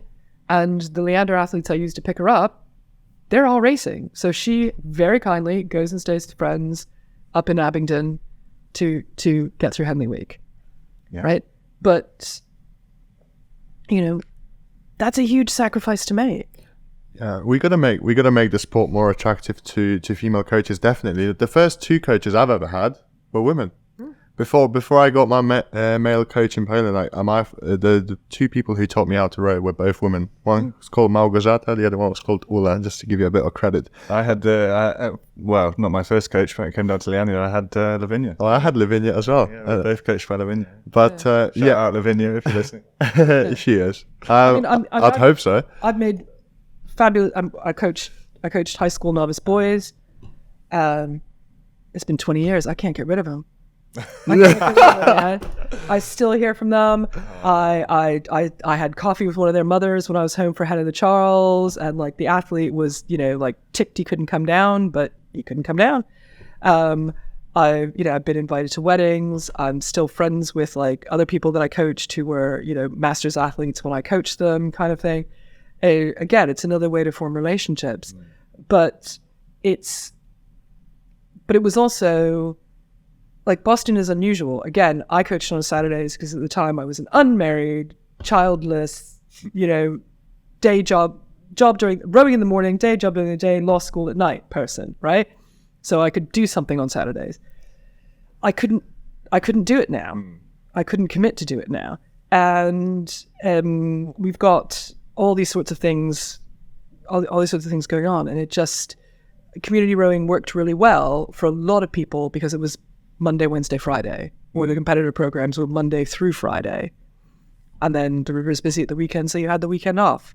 And that made it a lot more accessible to a lot of people in a way that, you know, sometimes it doesn't work. It doesn't Just go to stay flexible and try and make things work. Like, yeah. If anything, I'm glad that you're in the campaign team for the Henley Women's, because Henley Royal as an event, it doesn't really need much promotion. It's a bit of a self-runner. It's got none of these things are self-running. No, but you know the name. People know what Henley Regatta is, etc. And I'm glad that someone as active and as passionate about the sport as you is promoting Henley Women's. So I think. But I'm not the only one. Our committee. I think I have the best job at the regatta, but I hope everybody on our team thinks they have the best job at the regatta. Right? The person that runs the land facilities or whatever. Oh my God. it would come crumbling down so fast if that was my job. I couldn't do it. But equally, and I think she'd be the first to tell you, she'd hate my job. Yeah. She'd hate, and that's the thing. But there's a lot of really passionate women to promote it. Which brings me to my point that it's another classic Anne to give credit other people ahead of yourself. And that just speaks to the volume of like what kind of person you are as a character. No woman is an island. I'm not doing any of this on my own. No, but you're the one that at least I personally know that is promoting, and I'm very grateful and I'm very glad, and I think we can expect great things to come from also like seeing how the event's going to grow, more people taking part in the sport, etc. And I think more lives are going to get improved. So personally, for that, I'm very grateful. And yeah. So you're going to come volunteer with us? I'll give you one day. I'll give you one day. Yeah, good. I'll volunteer for a day. Good. I mean, that's the thing. Come down and see what we're like. Come down, spend money with our vendors. Come race with us. Come volunteer. We'll be a vendor. We'll be volunteer. There. I'll make sure Roga's there. We'll have a tent up so we can help out if we're going to be down there anyway. So yeah, because again, similar. If we don't have volunteers, we can't run it. Yeah. If we don't have vendors and entry costs and things like that to help pay for, because it's all on private land, right? So, it's the bit that nobody really thinks about. But we need to pay. We need to cover costs. We need to do a bunch of things, and we need come support it in whatever way you can. And if that means you have a disposable income and can spend a bunch of money, please do that. Okay. We'll figure out. Our suits have pockets now. That was like sponsorship. A great revelation. Is that what you're going to say? No, I was going to say let's figure out a skill set that I can be of use for, and then I'll give you a day of volunteering for the event. Why not? But I guess we just got some quick fire round questions to ask you. Oh, okay. They're not that quick. Don't worry. No, they're not that quick. Well, the questions are quick. The answers are not. So, out of all the rowing venues that you've been to, visited, trained at, or raced at, what are some of your favorites and why? Oh, out of all of them? Out of all of them. Every single one. I'm going to go straight for the Charles. Yeah. I'm going to go straight for the Charles. The turns, the bridges, the winds, it's my home river. I feel like it's my home river. Because that's where I've spent more hours on it than anything else, and I love it. I've coached on it, I have raced on it, I have rowed on it, I have fallen in a few times. Absolutely the Charles. So absolutely the Charles. Not the first to answer that. Yeah, there's a few people that really like that one. Again, it's an amazing event. You can also volunteer for that. It's actually hard to volunteer for Head of the Charles. I've never been to America, so it would be very hard for me. It's competitive. It's competitive. Yeah. And so you apply to particular committees, and if they're full, they're full. But there's always some that need some. Courtney needs you for ecology and recycling and things like that. And it's kind of wild. It's great. They're very eco-friendly, and I really love it. Great initiative. Let's start with Henley Women's, and then we'll talk about volunteering over there across the fund. My next question is, if you were to repeat one race or one event again when you're 60 or 70, what would it be and why? Okay, so first of all, I have absolute plans to redo a whole lot of races when I'm 60 or 70. Brilliant. Talk us about them. I absolutely do. So again, we're going to go with Head of the Charles. Nice. I can see some Henley Masters. Finally get my race down the course at Henley Masters. But are we talking pairs, fours, quads, doubles? Oh no, single. Like, so either I either need 2 oars to know what to do, or I need to be like hiding in the 5 and 8. Right? Okay. I have an invisible 5 on my forehead that only rowing coaches can see. And like, I don't even get to row 6. I don't know what it is. I don't even get to row 6. But I do well in a double. A quad just confuses me. I don't know why. And I don't know. They're beautiful things, but I never do well in them for whatever reason. Me neither. And but yeah, so 60 or 70, I'll still be there at the Head of the Charles. Hopefully back racing Henley Masters. And then strangely enough, I did this insane race in Biel, Switzerland. Scratch crew that I talked about, where they're like, so who taught you how to? Oh yeah, that's fine. I would do that again in a heartbeat. It was, again, fun crew or fun event. Both, and actually, because of weather and so that we didn't. So it's called the Bilac because you go through these 2 lakes and you go through a canal, And actually, due to weather, we didn't do that. So we actually did 38K, half down to a giant buoy, turn around, come back, mass start, that actual cannon goes off. And then, and you just go, and again, scratch crew, most of us didn't know each other, the whole thing, borrowed boat, borrowed crew, and we just went off, and somehow we came in the top 10. I don't know how.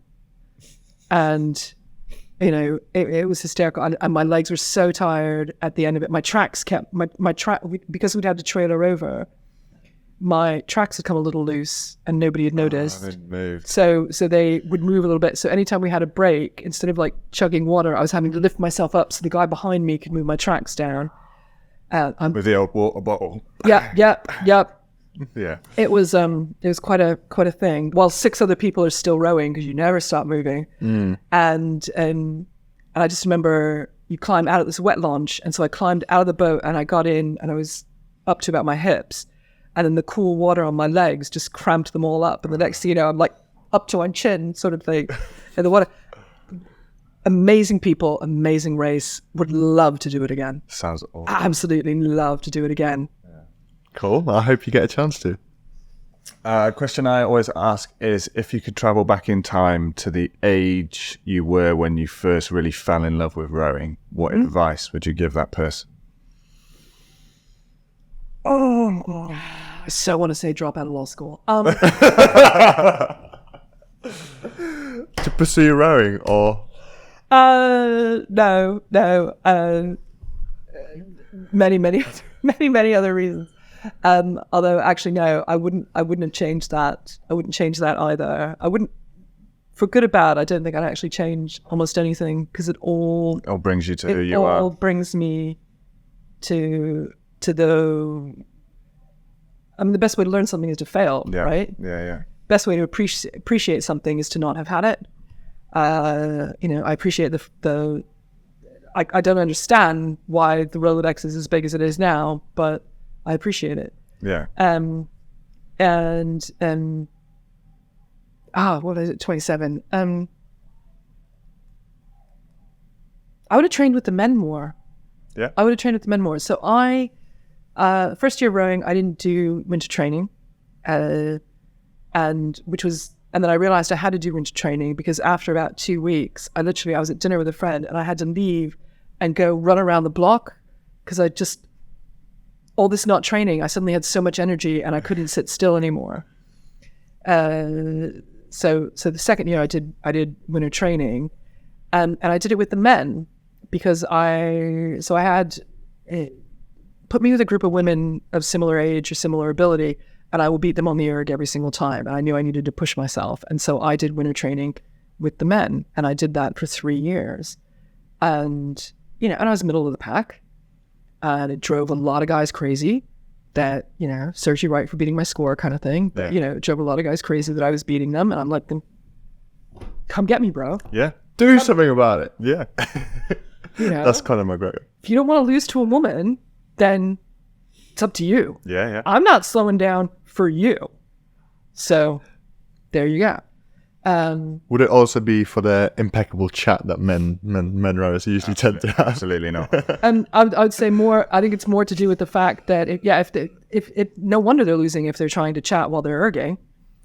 No, I think that's fantastic advice, and that's advice that I give other people as well. Is go push yourself. Yeah, don't go push yourself. Don't be upset about not being the best in your group. Be excited about rowing with people who are faster than you, better than you. Maybe not in all aspects, but in any aspect. Like, you're guaranteed to get better. If it's a simple sport. If you put the effort in, you will improve.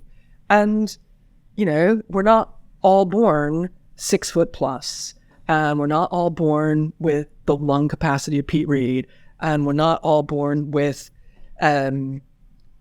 whatever slow twitch muscle fibers or something like that like Gwyn Batten has, kind of thing. But you can be better. And that's the thing. You don't need to be the best. You just need to be better. Yeah. Go be better. Yeah. Go be better. Good advice. One last question from me. Who are some of your rowing idols or people that you've looked up to or you look up to in the rowing world? Okay, so first of all, we're going to use look up to, and usually the metaphorical. I've got to say this because you said before we filmed, you've never met a woman taller than you. I've never met a woman it's taller amazing. than I am. I've never met a woman taller than I am, which I think is ridiculous. Yeah. But and it's really, I also find it really funny because so like there was a time after university when like the US women's basketball team did really well at the Olympics. You have Lisa Leslie and all these amazing female athletes. It was kind of a start of an emergence for the WNBA and things.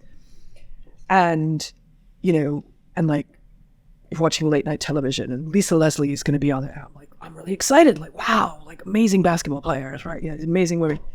You know, and they would get on and, you know, talking to Jay Leno. And, you know, it takes Jay about 5 minutes. How tall are you? And she's, I'm 6'3". And I'm like, really? Like, oh, okay. Like, I was expecting taller kind of thing. I remember when I found out how tall Michael Jordan was. Go, how tall is Michael Jordan? He's only 6'6". Yeah. He's not even the tallest at all anyway, but you were just like... You're like, I could do that. Yeah, it doesn't make me Michael Jordan. It's basketball. It doesn't make me Michael Jordan, but I could be. I found that I'm the exact same height as Arnold Schwarzenegger. Oh, yeah. Like, don't... He's twice as wide, though. He wishes. Don't meet your heroes, man. They're all a lot shorter than you are. They're all a lot shorter than you. They, you know, as occasionally, you know, commented on in haste. So yeah. So who have you looked up to? So hero worship wise, there's a few, like I feel nervous mentioning them because I actually, like, I've met these people and I will meet them again. And we've had lots of people say they're friends. You know, yeah, definitely not necessarily people that were before or after them, but certainly people that they just like draw inspiration from that are around them. Yeah. Okay. Yeah. Okay. So one of my first coaches, Linda Murray, just astounding woman, just an absolutely phenomenal coach, phenomenal, just wise beyond her years, has the technical stuff, has the motivational stuff, and just, again, genuine inspiration, like kind of every damn day. So she's definitely one. And Kath Bishop, who I work with on Love Rowing, who is another one of the trustees. She was the chair. She's now one of the trustees of Love Rowing. Really helped set it up, really helped get it going. Again, like, just very inspirational. And it's the kind of thing, it's the whole story of, like, I rowed for Cambridge, but the boat race wasn't the boat race. And so then I joined the national team and I went and I got an Olympic medal.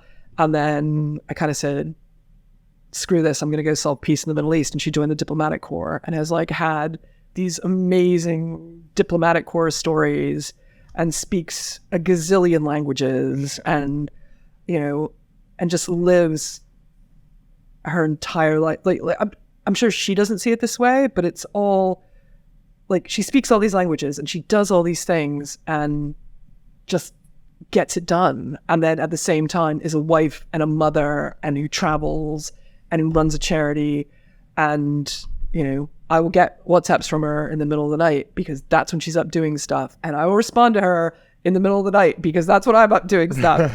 And, you know, but nobody expects a reply, but that's okay. Right. So I find that very inspirational. I find a lot of people inspirational who've done it.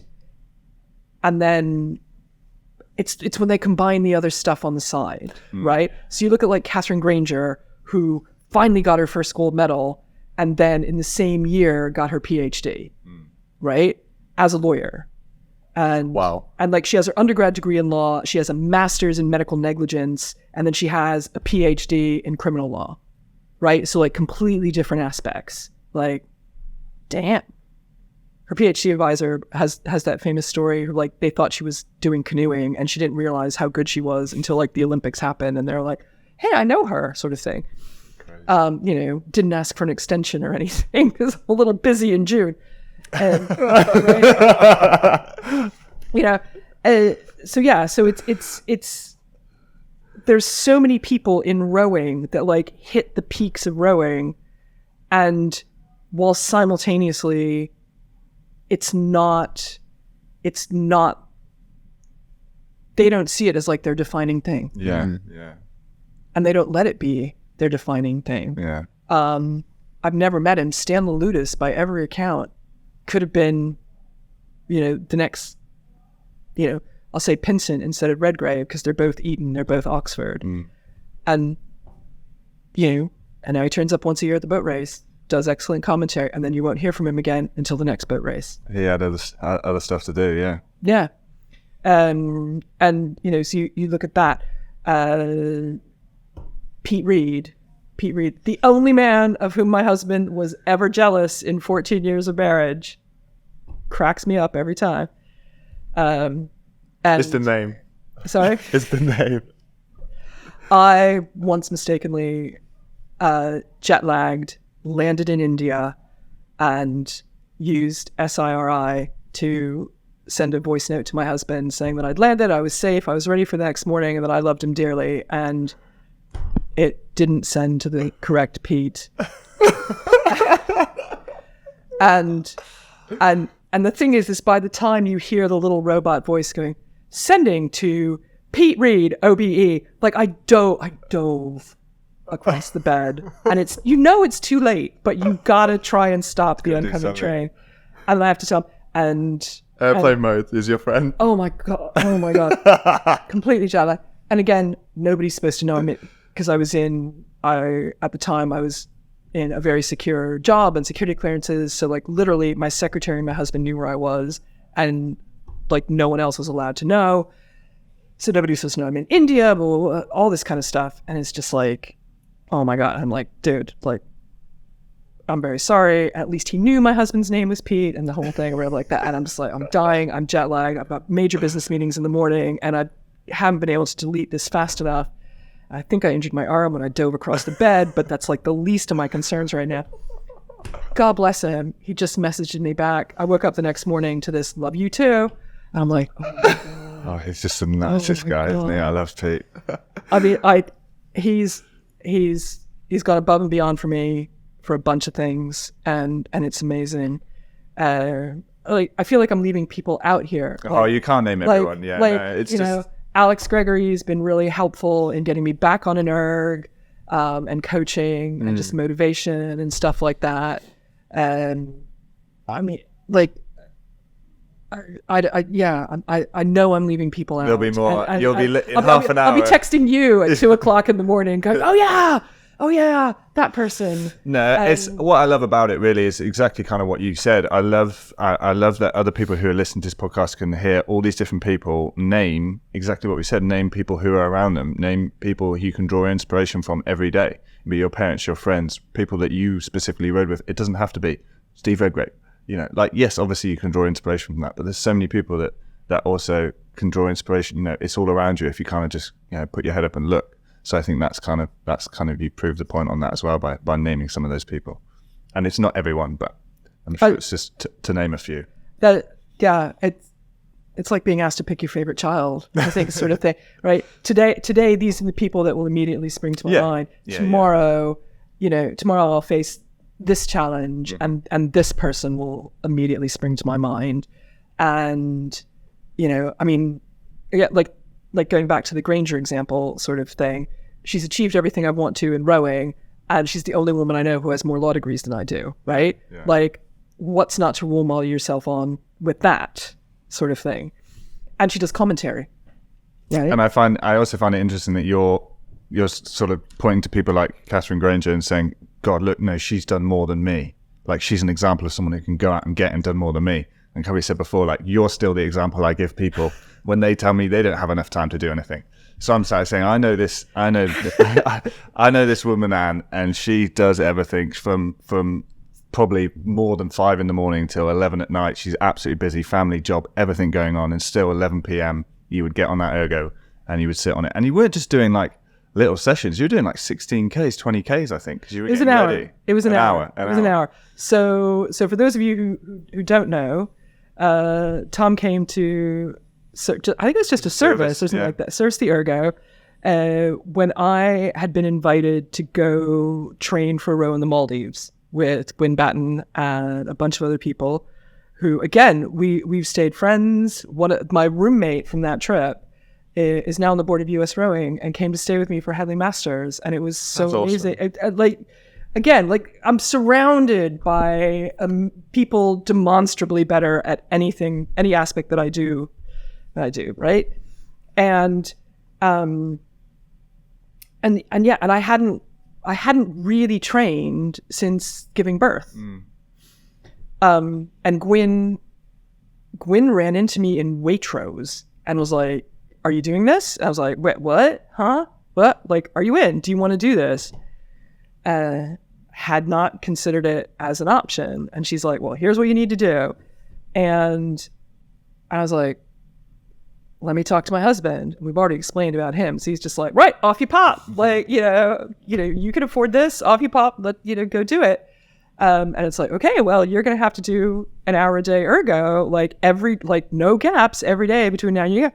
And, and you sit down and the first one is kind of three 20-minute sessions and then 2 half-hour sessions. And we had to get the TV set up in front of it because these are some long things. And it was astounding. It's just a perfect example. If you want something enough, you'll make time for it, and that's what I tell people. And to be honest, I need to follow my own advice on that because I need to get back on the erg. I really need, I did a 5K every day in August and it was great and I got all the benefits. There were way too many 5Ks after midnight. I got to tell you. 5K's rubbish. Will, Pete and I, there's so many more interesting sessions you can do. It was a bet. It was a bet I had with a friend. Right, we're motivating each other. So it was a bet I had with a friend, and if we didn't do 5K each day, then you had to donate a tenner to the political party you opposed most. That's great. Classic Anne.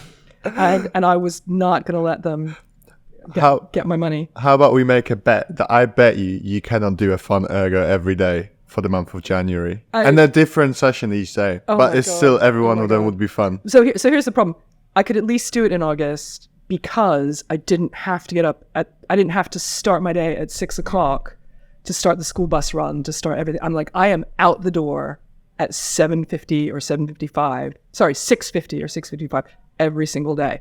That is the start of my day, and at the moment, I'm working with somebody. Leander athlete, they're always very handy, who sports massage guy, and he's just like, okay, you've got this going on and you're telling me you want to do this and let's work up. And he's like, could you get up at 5:30? And I'm like, and I've been debating doing it anyway, and he's like, just get up at 5:30 and go for a walk. And I haven't even managed that at the moment, and I'm actually really hoping that with Christmas break for school starting on Wednesday that I can start to do it. But equally, I know that I'm fortunate that I've got a whole bunch of people that are like, go on, but we'll set you a training program. We'll do this for you. Can you just get up at 5:30? Can you just do this kind of thing? And, and I have great people that I can call on and I can do it. And now I just need to actually, take the first step. I need to take the first step. Yeah, it's hard. I need to take the first step and do it. I understand all of that. So the only thing that my own damn advice. Yeah, just don't do boring 5Ks. There's so many more fun sessions that are more fun than that you can do. So just that. But I need to throw down some baseline fitness. Yeah, I've also got myself back into it slowly. My wife actually got us kickstarted, and it's been good. But speaking of busy schedules, I think we need to wrap this up. Yeah, that's right. Anne, thank you so much for coming down. It's been really nice to sit down and have a full length discussion about Henley Women's, about all gazillion different projects that you're doing, about how you got into rowing, and about what you've got planned for the future. So no, I just really appreciate that. I think what you're doing is definitely drawing inspiration upon other people. Other people are going to be inspired by the work that you do, by how you pushing women's sport to come into the 21st century properly, and to also show that it's not any less interesting than what we've been provided with so far. So no, at some point I'd love to have you on again. It's been an absolute delight. It's been absolute delight. Let's talk again in the summer when we can actually talk about who's coming. Yeah, definitely we'll do that. Yeah, it's been awesome. it's been such a fun one. So like I said before, you know, I always love bumping into you. You're always so busy, never get the chance to sit down for this long and actually get into stuff. So it's been awesome. I think you're an inspiration. Like I said, I use you as an example for other people. I can't believe you used me as an example to Imogen Grad. Did I? Yeah. Yeah, There you of go. course. There you go. Like, blink and flip. You know, I know we've been talking about this for a while, and you were like, "Oh, well, you know, Cass knows a bit more about love rowing than me," and you know, oh, what can we talk about? And I was like, I don't care what we talk about. Like, I want to talk to you. Like, you. When we first started talking about doing this podcast, we were like, who loves rowing? Like, who is passionate about rowing? Like, who do we want to talk to? And like, your name came to the top of the list. So it's annoying it's taken this long. I'm so happy that we've got it. And yeah, definitely when crews are out, we'll have you back on and we'll talk a bit more about that. Thank you very much for having me on. Thank you very much for letting me get out there. There's a role for you in rowing and there's a place for you at Henley Women's. And any question from where do I live to where do I park my private plane, Yeah. I'm and anything in between. We're here. We'd love to have you come to Henley, and it's very individual, and it's as much or as little as you want to make it. And we'd love to have you. And I'm really thrilled to be here and nerd out with you guys. I've always got on with both of you from the get-go, and it's a real honor to be here. Thank you very much. Thank you so much, Anne. Thank you. So I think that concludes everything for today's episode. So on that note, easy there. Cue the music.